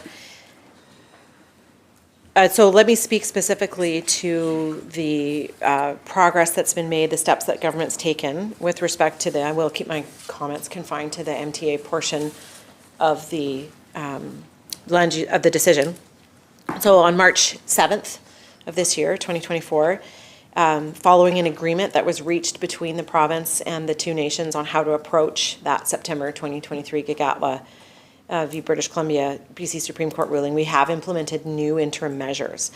These are measures that entail placing restrictions on mineral claim registrations and mining activities within the territory of the Gig'atla and Ahataset by means of orders that came under the Environment and Land Use Act. And the two nations and the ministry have agreed to support amendments to those orders if an agreement can be reached with companies seeking to explore or conduct mining activities on their territory. And it is my understanding that both of those nations have entered or will enter dialogue with companies in their territories. And these are a temporary measure. These orders are a temporary measure that's separate from the Mineral Tenure Act reform process. So they're not expected to be needed when that reform process is completed. But I do want to comment again on the importance of that reform work and just referencing the members, when he introduced this section of the debate on when he first entered the room around the importance of the sector to British Columbia's economy and how critical this is and the need for the MTA modernization work that obviously is an action listed under the Declaration Act Action Plan, a high priority for our government and work that's well underway. And I just also want to reinforce that by pointing out that in January, when we released the first phase of the critical mineral strategy, again, this is listed as one of the key actions that our government is taking to underscore the importance of doing this work and the importance of the mining industry here in British Columbia, an industry that is poised for growth and where we've seen a doubling of investment in exploration activity over the past years. Thank you. Member? I certainly share of course, the recognition of the importance of the mining industry to the province, and I will note that even in one of these submissions from the government's own lawyers, there's significant recognition of that.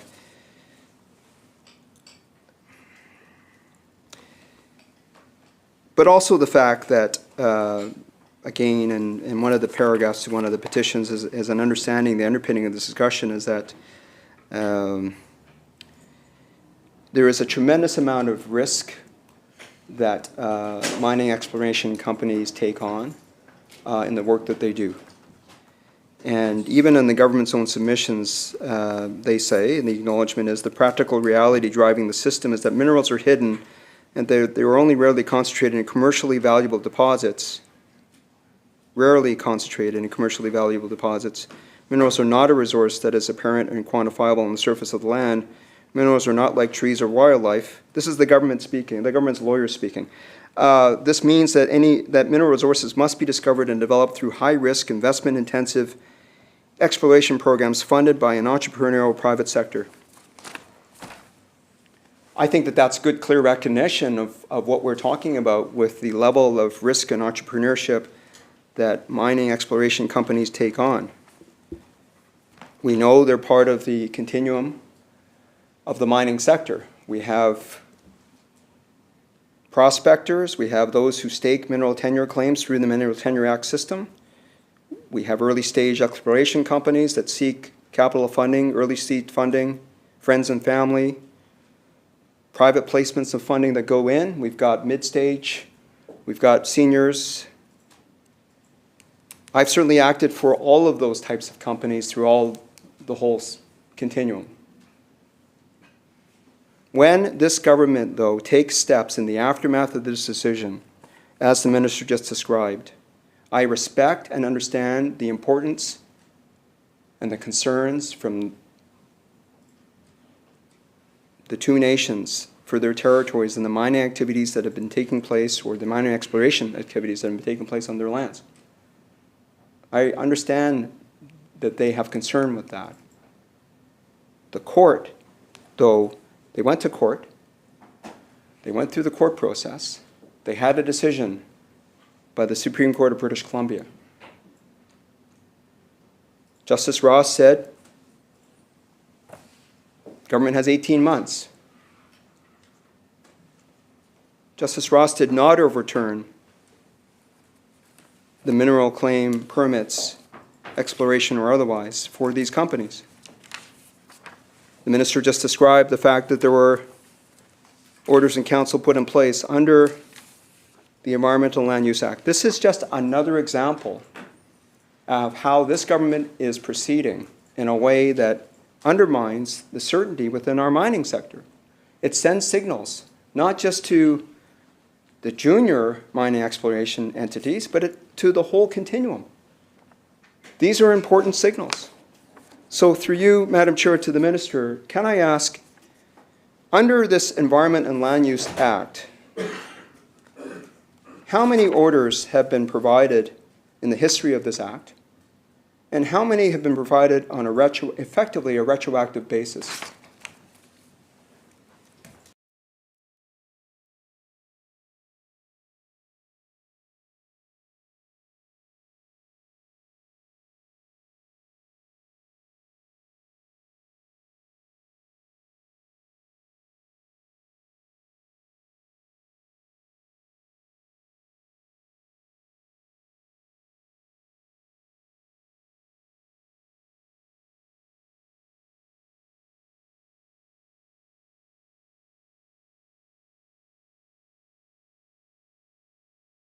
All right, we're agreeing to recess for 10 minutes.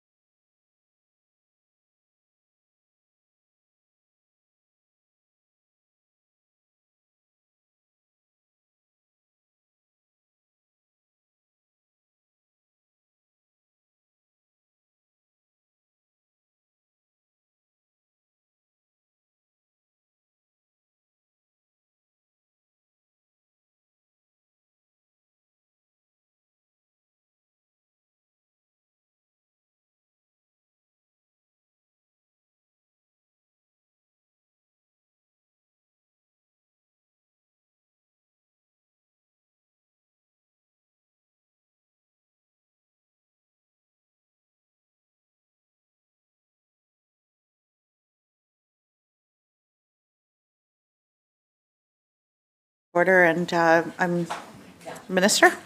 Thanks very much, and thanks again to the member for the question. And part of the line of the questioning is talking about uncertainty that is created. And I understand what the member's saying, and I share the concern, and I think that's why trying to achieve more certainty through the Mineral Tenure Act reform work is so important. Taking us to court in the first place, Gigatla and Hadasset created uncertainty. Appealing the decision created uncertainty. And we need to deal with the underlying commitment to reform the Mineral Tenure Act. Our preferred approach is negotiation, not litigation, and that's why we undertook the agreement with Gigatla and Hadasset in pursuing these ILUA orders. They were the petitioners in this case, and the province reached an agreement with the two nations. As I noted in my previous response, the orders can be amended if the nations and the company reach an agreement. That's certainly an avenue forward, and we won't need the orders anymore when the Mineral Tenure Act reformation work is done, when we deal with the heart of the court case as well with respect to the Mineral Tenure Act. And that will prevent us from having to go to court over and over and over again. We know we need to do this work to achieve that long-term certainty that everybody is seeking. With respect to the member's questions on the history of the use of orders under the Environment Land Use Act, the retroactive basis, I will respectfully refer him to Water, Land and Resource Stewardship, or my staff can follow up with the WRS-LS. That's where the Act lies, is under that ministry, to seek that information that he was specifically asking for. Thank you. Member. Thank you, Madam Chair, and I appreciate the response from the Minister. Certainly we share the focus on the need for certainty for the industry and for investors and for First Nations, of course. The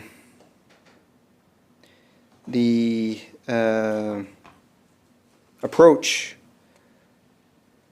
of not going through the litigation path and wasting considerable amount of resources both for the First Nations and for government is also understandable.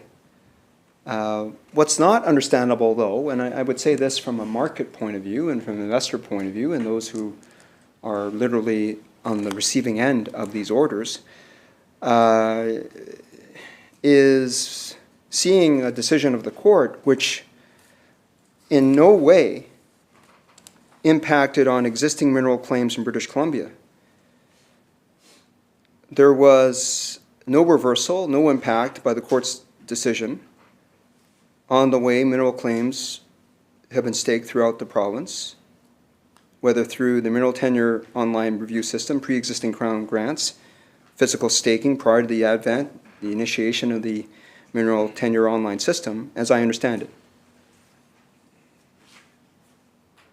There was a clear decision, Madam Chair, of the court. Now, the areas of appeal, perhaps the Minister will suggest that they're interlinked, meaning there is an appeal filed. So any appeal on any matter that related to the dispute might have caused the government to take the action it took. But it didn't have to take that action. Now, we're not at the table, right? And I appreciate that as a nation-to-nation agreement, they're dealing with the negotiation to avoid, so to speak, or manage further litigation, to restrict the scope of further litigation. There's obviously different considerations that the government would need to have. But in terms of certainty, just as the Minister suggests that there is uncertainty in face of this legal proceeding and any appeal that might follow, there's also uncertainty raised by the government's own actions in response to deal with the aftermath of this decision. And that's what I'm getting at. So, for example, we have the use of this very little-known two-page statute, the Environment and Land Use Agreement Act. I understand from memory because I don't have all my notes with me, regrettably, running around. My understanding is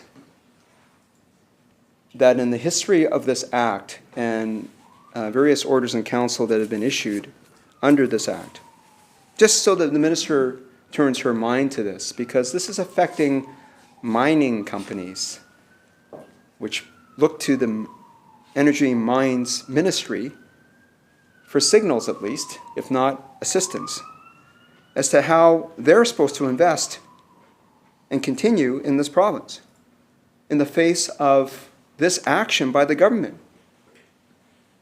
Again, we had a court decision that did not overturn or affect or impact, reverse the mineral tenure system in our province. It gave this province 18 months to go forward, which is what we've been talking about, a year to go from now. Ministers talked about the further stages of consultation. But the real work continues, hopefully, to come to an understanding as to how First Nations can have some sort of understanding as to how the mineral tenure system ought to work to meet their concerns.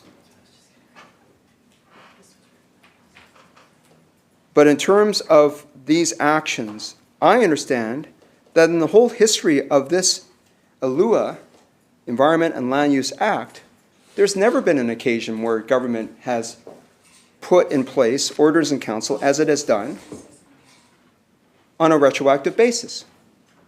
Even to the extent where there's been court decisions around the process around mineral tenure applications, where you're in an application process, and still an order in council that came in front of it on top of that, still could not, the court ruled had no application, could not stop the application process from completing. Here we have mineral permits that have been issued, that have been in place. And you know, I with due respect, I have tremendous respect for the Hatchesat Nation. I've had many good discussions with Chief Simon John and other council members. I know the challenge that they face as a community, including their emergency measures. I understand the need for finding and protecting their lands, but also to have the economic partnership going forward. And again, I'm not here to question their litigation approach. They have to represent and advocate for their interests, regardless of which government is in power. But I will say this. In this case, the company, which is privateer, even in their submissions, I saw at one point, this is a company that has invested over the years $10 million to move forward with their mineral claims. 10 million, privateer expended close to $10 million to acquire and maintain the Coal Grant mineral claims, mineral rights. They spend about $65,000 a year maintaining the various cell sites. Well, these orders come down on this company and basically take away everything from them. And now I appreciate that there is an out if the nation in question is able to negotiate some sort of agreement, understanding, then perhaps they will get their permits again. But never in the history of this province have we seen this government or any government of this land take that kind of effort, that kind of action. This is just an example of what's happening under this minister's watch to the mineral industry that she's responsible for. So again, I appreciate that the minister on a jurisdictional basis might go refer me to as the Indigenous Relations and Reconciliation Shadow Minister and someone who commonly works with the Shadow Minister for Energy and Mines for so many years, in good years, hopefully in different roles to come. I do understand and appreciate that we get bounced around from minister to minister, but the thing about this is that there's a lot at stake.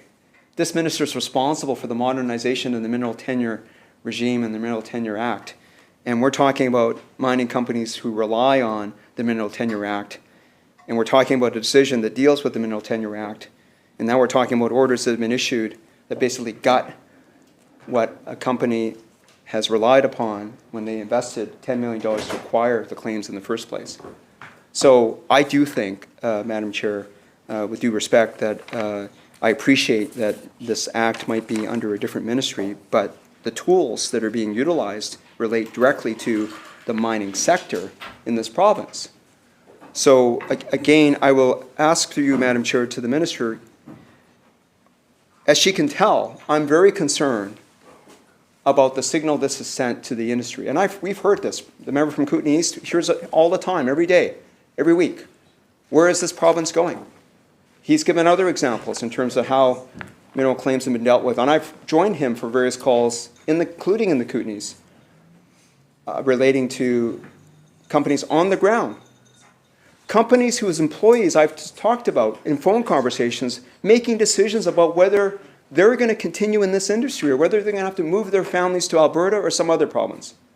People are making real-life decisions based on the signals that this government sends. I'm not even talking about the big nameless companies that the Premier likes to talk about. These are real companies that are providing real jobs on the ground. People who've been relying and working in the mining sector for many years, generations. And these signals are important. So again, through you, Madam Chair, I would ask the Minister,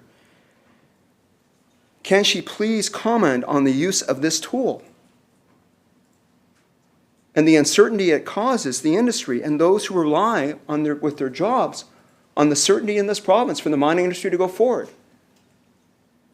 And can she comment on how these tools, I think she's suggesting to me, are only a temporary measure, but they won't be utilized in other cases, in other situations? Is that what the Minister is saying? Just very quickly, going forward, just as a comment, just to caution the members that respect to the Sub-Justice Convention and the practice of the Legislative Assembly to consider a matter of sub-justice from the date of filing a notice of appeal until judgment by the court. The House does not enter into debates of matters before the court. This is just a reminder to all members, just this is in order to refrain from prejudice in any matter proceedings not before this House. Thank you.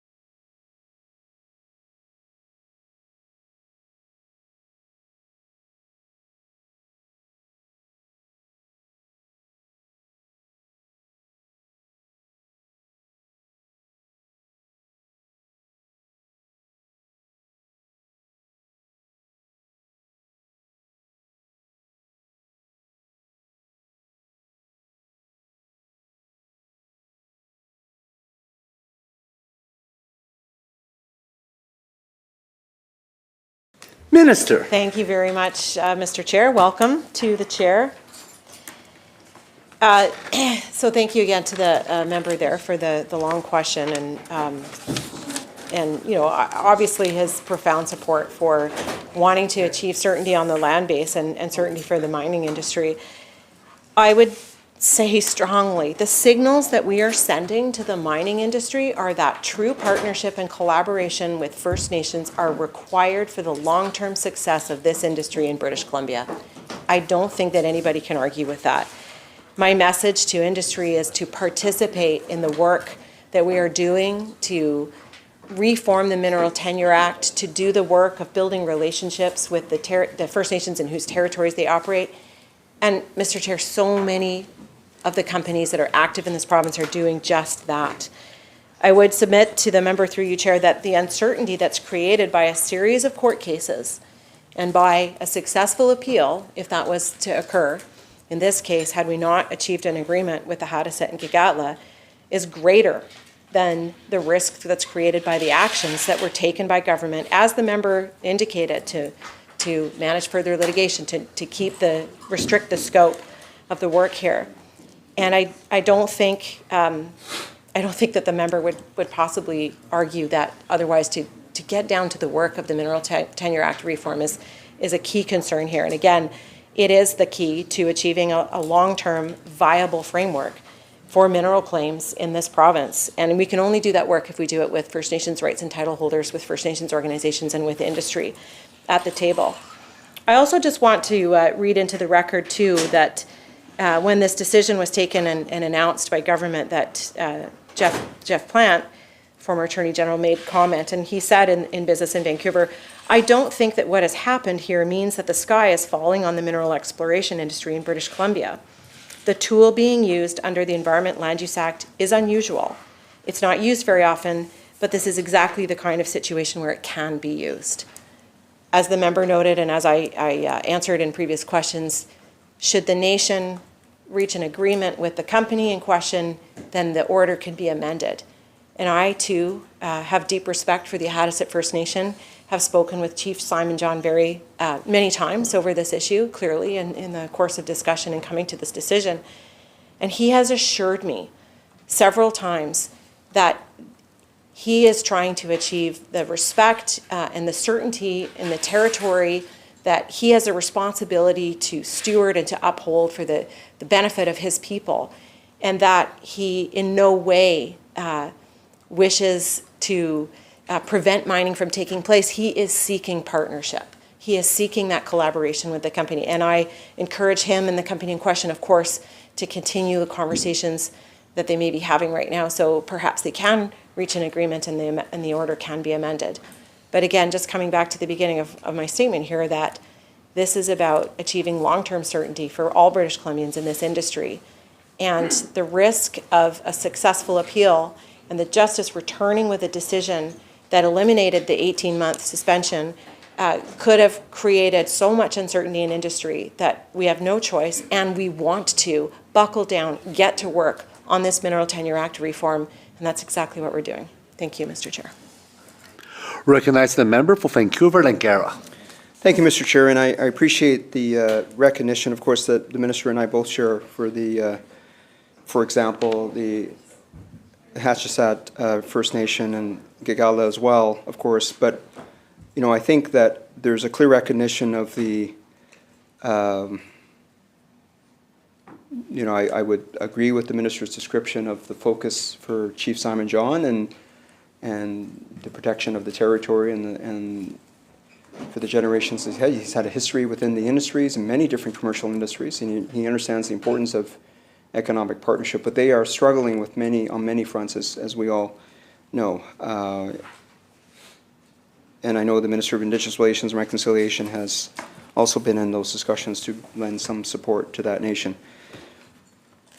The Minister raises former Attorney General Jeff Plant, former Attorney General for Premier Gordon Campbell's BC Liberal government, and certainly I have a lot of respect for Mr. Plant. Certainly I recognize he has weighed in on a number of government actions in the course of the last period of time. And, you know, I respect his view, certainly. But I will say when government brings out that view, that the view that we're bringing out, of course, is also the view from the people who are on the receiving end of this. And just as Mr. Plant referred to, it is a seldom used provision. I don't know if those are the exact words the Minister just cited, but it was something close to that. He recognized that it's not used that often or very seldomly used. So here we have a situation, again, with a clear court decision, no change to the Mineral Tenure Act, and government brings out this seldom used provision or ability of this act to provide an order for the first time in the whole history of any order provided under that act on a retroactive basis. Even on a temporary basis, it's been unheard of. And so again, I cannot see how this government cannot see what kind of signal that sends of uncertainty when government can come down in that way. Now, I will say, again, the company involved and other companies that are involved with other nations in our province have a direct relationship. That's the way mining companies have been doing business for years, before UNDRIP. That level of importance of partnership, I know there's been challenges at times. I know there's been failings, physical or otherwise, but the point is the effort and the approach has been there. And we certainly, in the opposition or in government, I presume, don't want to get in the way of that relationship. But by the way this government dealt with the aftermath of that decision, they have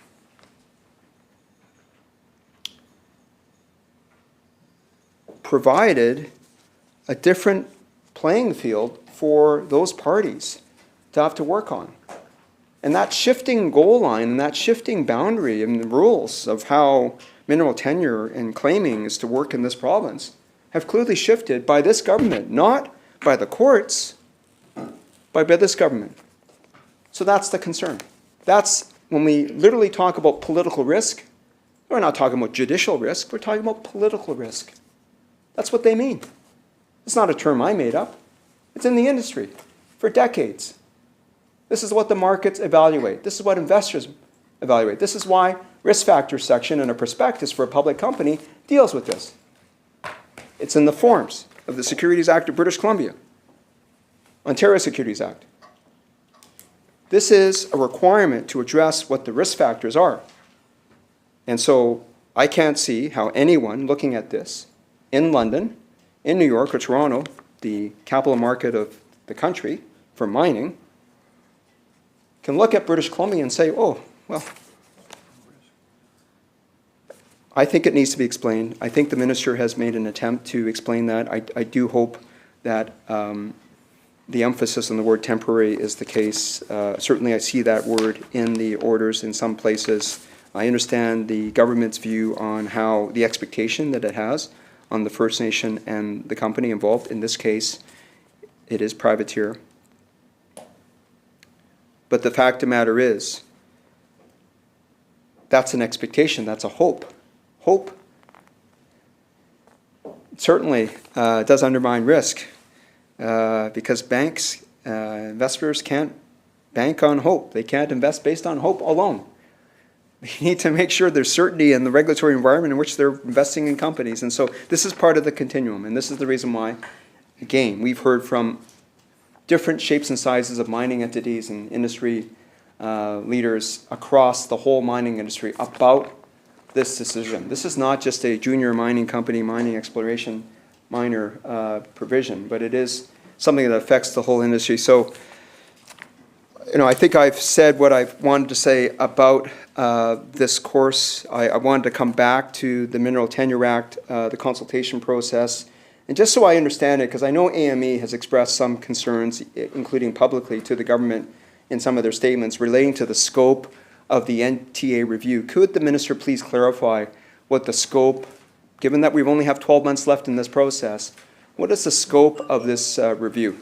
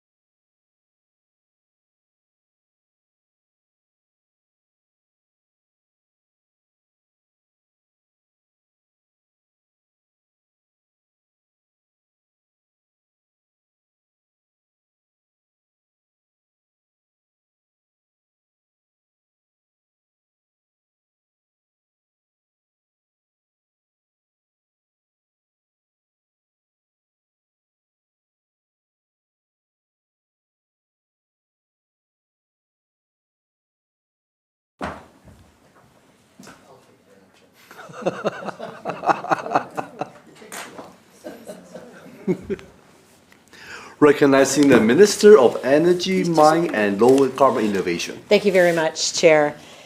And thank you to the member for the question. I'm going to take the time to fully describe the scope of work that's before us.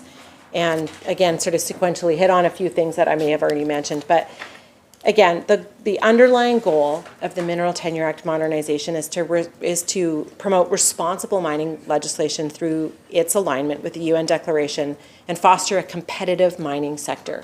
And I want to pause there and say that's absolutely key. A competitive mining sector in one in which there is the certainty that the member speaks of. I fully agree. It is the certainty that the investment community, that the mining industry, that First Nations, that the public, that we're all seeking. So that approach that we are taking with the MTA modernization work is what has to happen to achieve that greater certainty for the sectors and for First Nations. And the approach is intended to increase the efficiency and consistency of the permitting process, support that greater predictability and certainty. And as I've mentioned several times today, it's a long-standing priority for First Nations organizations, and a commitment of the province of BC that we've seen in the Declaration Act Action Plan, for example.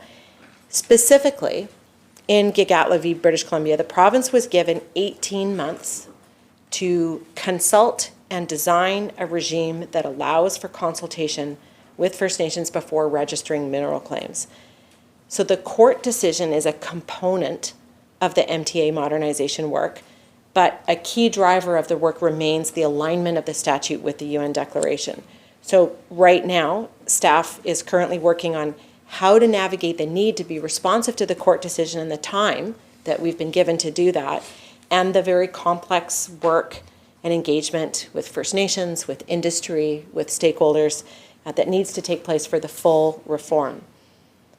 The full reform includes looking at approaches that align with the UN Declaration and what these approaches will mean for individuals and for companies that are working here in British Columbia. Now, the member also mentioned AMEBC, the Association of Mineral Exploration of British Columbia, and they're a very valuable partner in this work. Their opinion and their representation of the industry of their members is a key part of this, and there have been numerous conversations between my staff and with AMEBC staff around how they want to be engaged, and the AME they're making it more and more clear all the time about how they want that work to undertaken, and we'll continue to do that with them as an organization, with their members, because that perspective is critical to the success of this work. Thank you. Recognizing the member for Kootenay East. Thank you, Chair. Thanks, Minister, for that. So I think the concern was the scope of the modernization of the MTA includes a larger scope than what it is right now. And I think that's what the Minister was just saying right now. So just to confirm that this is going to be a lot of work. This is a total revamp, a total overhaul of including other type land uses within the MTA, I think is what it's saying. No? I'll ask her again then. So the scope that the modernization of the MTA is going through right now does not expand the scope of use for exploration perhaps, or any other types of things outside of staking claim and leasing of lands, surface or otherwise? Minister. Thank you, Chair. Yeah, just to be specific, I mean, this is about mineral exploration, the Mineral Tenure Act, and it's not about forestry or agriculture or any other land uses. It is specific to mineral exploration in the mining industry. Thank you. Member. Thank you, Chair. So 18 months, about a year left. Is the Minister confident that we'll be able to get there in a year?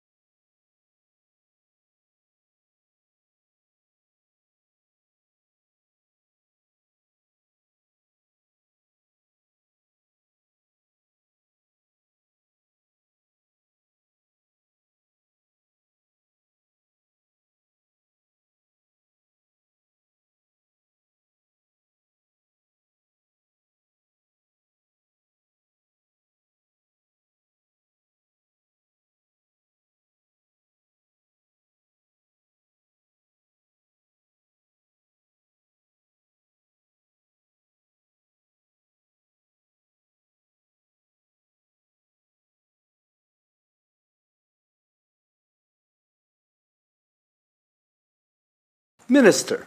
Very much, Chair. Yeah, thanks to the member there for the question. And to be clear, I mean, we are confident that we'll be responsive to the court's decision and in the timeline that the court has set down. And we've stood up a Mineral Tenure Act Modernization Office, again, specifically with staff who are dedicated to this project. And the larger project, of course, the scope, which has never changed since the announcement of the intention to align the Mineral Tenure Act with DRIPA, that work is ongoing and again forms it's just a key part of achieving that long-term certainty that industry, First Nations, and communities, people in BC are looking for. Thank you. Member. Thanks, Chair. So, sticking with the Mineral Tenures Office, has been set up to assist in this work that's going to be needed to be done here in the next year. What would be the minister's opinion? She's got some information on what is the workload. What keeps the Mineral Tenures Office up at night? Like what is the highest priority and what is the most difficult decisions that they need to make?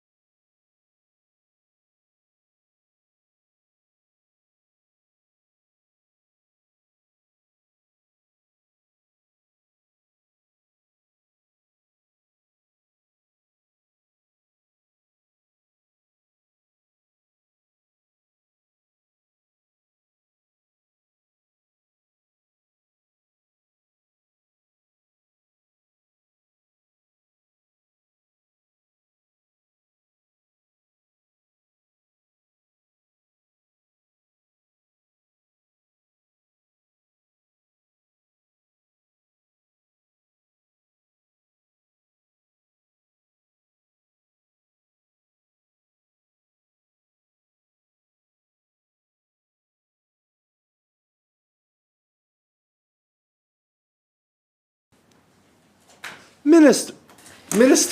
My apologies. That's okay. I wasn't sure. Thank you, Chair. Yeah, right, everybody's awake now.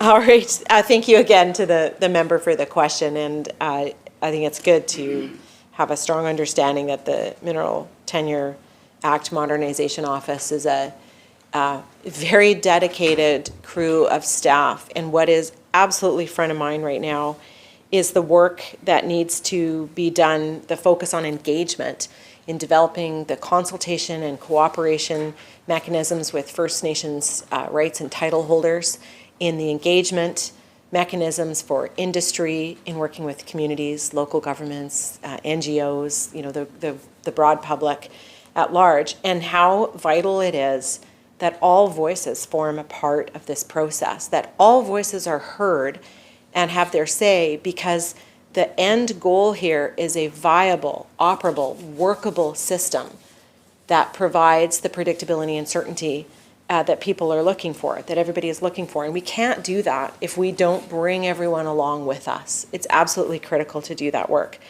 I want to let the member know, in case he doesn't already, that there is a website that's been stood up for the Mineral Tenure Act modernization work. It's already populated with some of the engagement sessions that have taken place, and that we'll be posting all along as this work is undertaken, so that we can be as forthcoming and transparent as possible. People can see where we are in the process and always understand how they can participate in it. Thank you. Member. Thanks, Chair. Yeah, no, I'm fully aware of the engagement sessions. I've been to all of them. The minister said earlier that there was 420 people on this consultation, so I'm sure that's probably what she's talking about. I think the first session was about 262, and the second one was a couple hundred as well. Maybe that's not what she was referring to, but I think it was. I can tell you both those sessions were duplicates of each other. I mean, they were consultation number 1 and consultation number 2 was a mirror image of each other, so I wouldn't say that's 400. Maybe it is. Maybe they were all new, but I went through the list. I took screenshots of the questions. Pretty much a lot of them were the same people, and a lot of them were saying, this is the same session we had yesterday or 2 days ago. The way the consultation worked set up, there was introductions for probably roughly 15 to 20 minutes. There was an overview of the MTA, where it is, kind of a historical kind of reference to where it was. That's probably another 20 minutes of that. And then there was some meat in there for about 5 or 10 minutes, and there was probably about 10, 20 minutes of questions. And I'd say probably, I think the first session might have had maybe six questions or 7 questions, and the second one might have had the same amount, 5 or 6.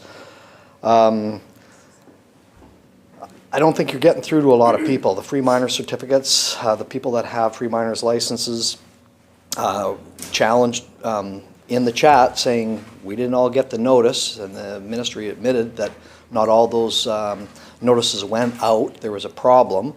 I find that incredible, because when those licenses come due, or it's easy to get a hold of these folks at any time, and yet when it's something as important as this, and the minister just stated how important that the Mineral Tenures Office wants to work with the industry, wants to work with free miners and those that stake claim, that it's not working, I don't think, right now. I think it's fair to say. I think some would say it's maybe a little louder than that.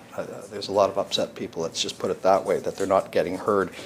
The minister also referenced the KEG conference. I believe there was a consultation or a presentation that was supposed to be given, but it was canceled, I believe, at the last minute. Maybe the minister might want to refer to that. I think they did try to attempt to get some one-on-one, some private meetings, but the general population that wanted to hear it weren't spoken to. Now, the ministry might have felt that there was some anger in the room, or maybe it was threatening or something like that, but that just goes to what I'm trying to explain here, that people are upset that they aren't being included, and it shows when the ministry cancels a presentation because of that feeling. So I think, just given the circumstances and the evidence that the ministry has obviously seen and probably felt, that it's not working. So I guess the question to the minister is, what are we going to do to ensure that those people that are the boots on the ground people, the ones that are directly involved with the MTA or the MTO process, that they're heard?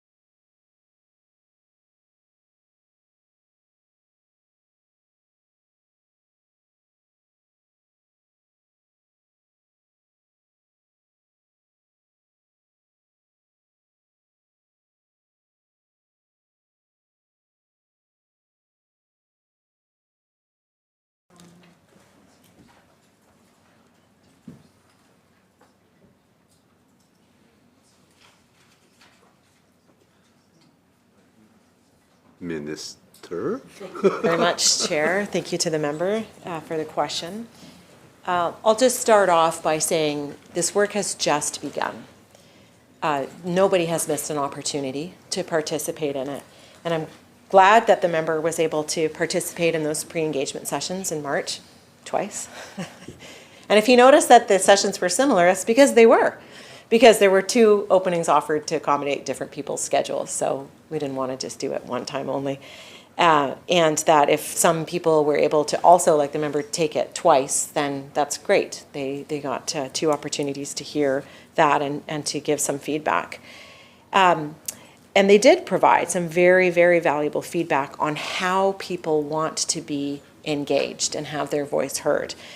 We have heard, in fact, I personally heard when I went to Nelson recently and met with some free miner certificate holders, that they weren't aware of the sessions and they offered suggestions on how they could be contacted better, and we listened and adjusted. So in April, when a 3rd session was held to discuss some of the results from these first 2 sessions, we were able to send out about 6,000 emails to free miner certificate holders. And in addition to that, we are working with AMEBC to ensure that the message is getting out to their members. AMEBC has informed us that they are going to undertake their own process with their members to solicit feedback throughout this. That's fantastic, and we look forward to them providing us with the results of their engagement with their members. And of course, we'll continue to do this as well.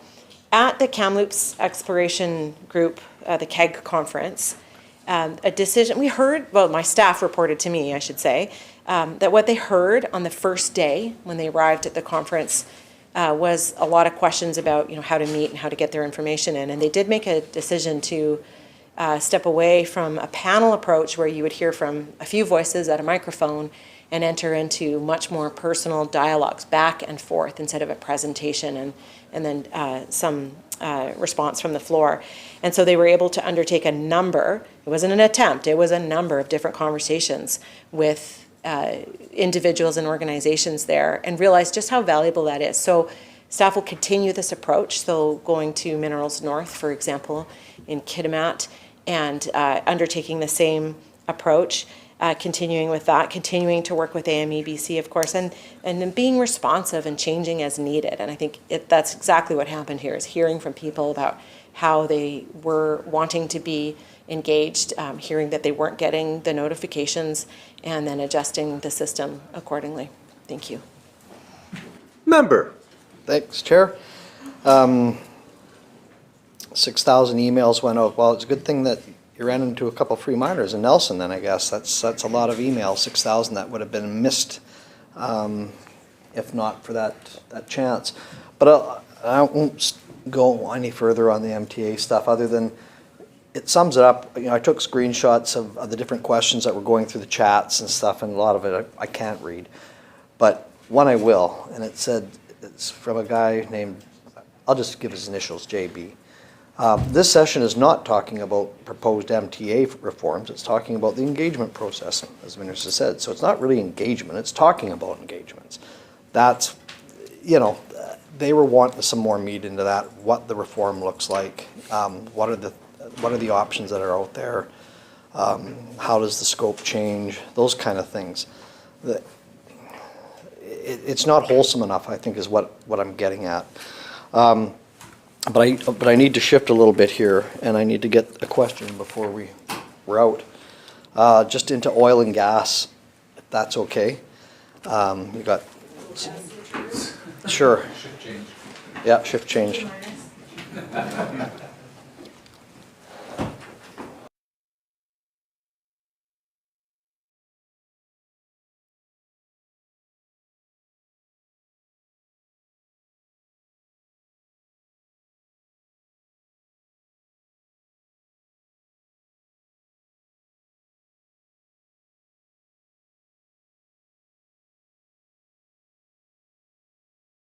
Member. Thank you, Chair. The government budget and fiscal plan 24-25 to 26-27 shows a large increase in natural gas royalties in years 2 and 3 of the plan.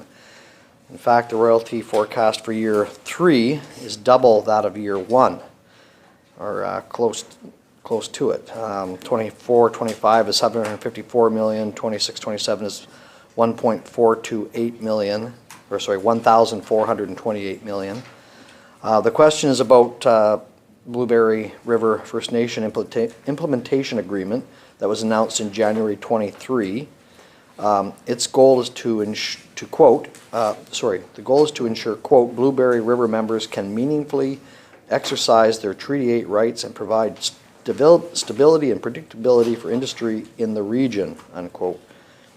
So can the minister provide an update on how the Blueberry River First Nation implementation agreement is going? Is it proving the predictability of the industry? And are oil and gas authorizations, permits, being issued in a predictable and timely fashion in the region?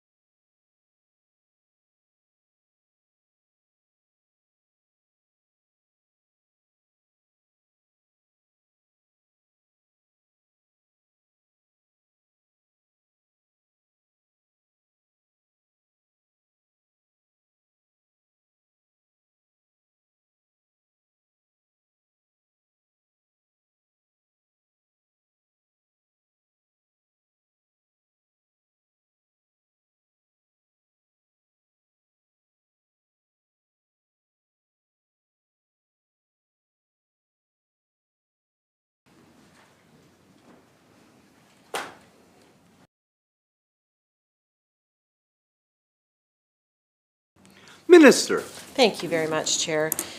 And and thank you to the member for the question, and I'll comment on the similarity a little bit. The theme, we're just canvassing the Mineral Tenure Act and the need to modernize it and align it with DRIPA, and the need to shift the way that business is done in the mining industry and creating more certainty and predictability for industry. And there's some similarities here, of course, because of the Yahe decision and the need to or the inability of the First Nation in question to be able to meaningfully exercise their treaty rights. And as a result of a court decision, a lot of work was done to reach an agreement with the Blueberry River First Nation Implementation Agreement, as the member refers to, but not only Blueberry River, but other Treaty 8 nations as well.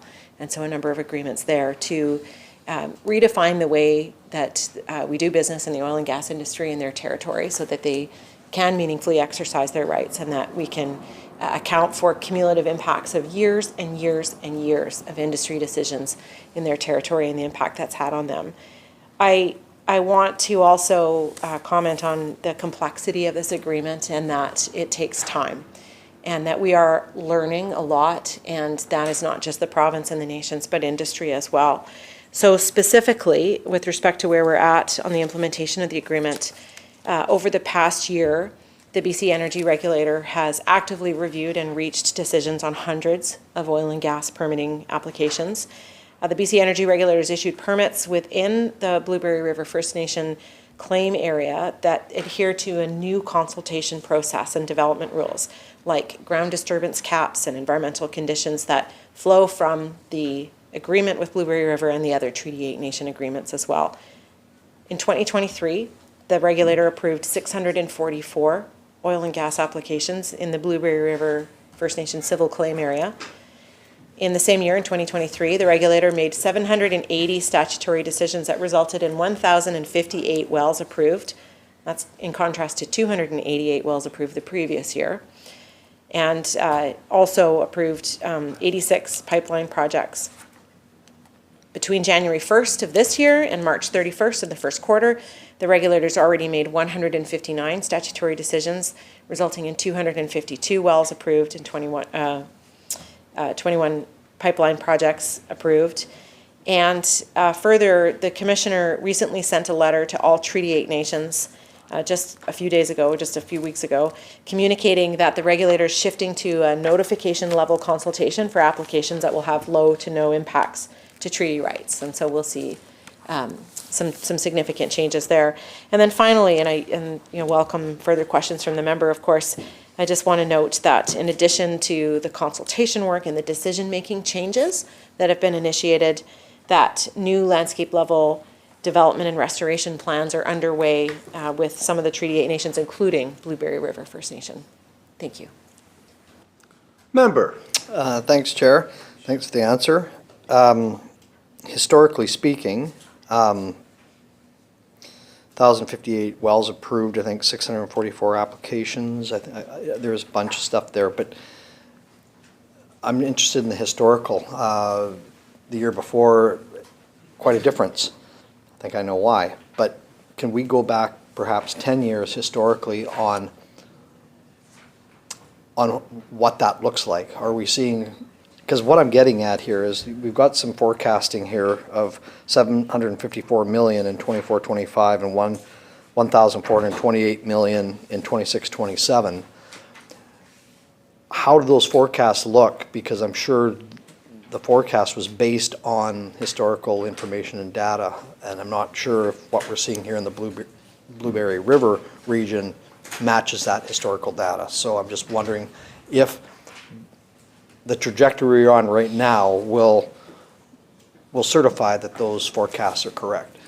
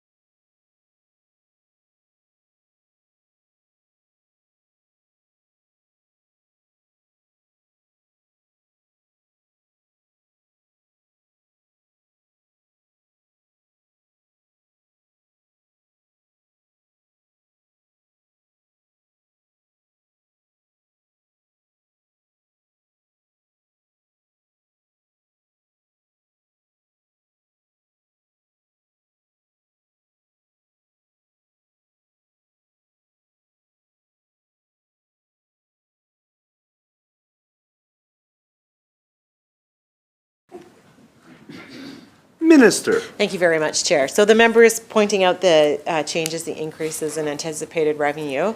And I would point out that it's both a factor of volume or production, number of wells, which of course are variable in their production, but also price.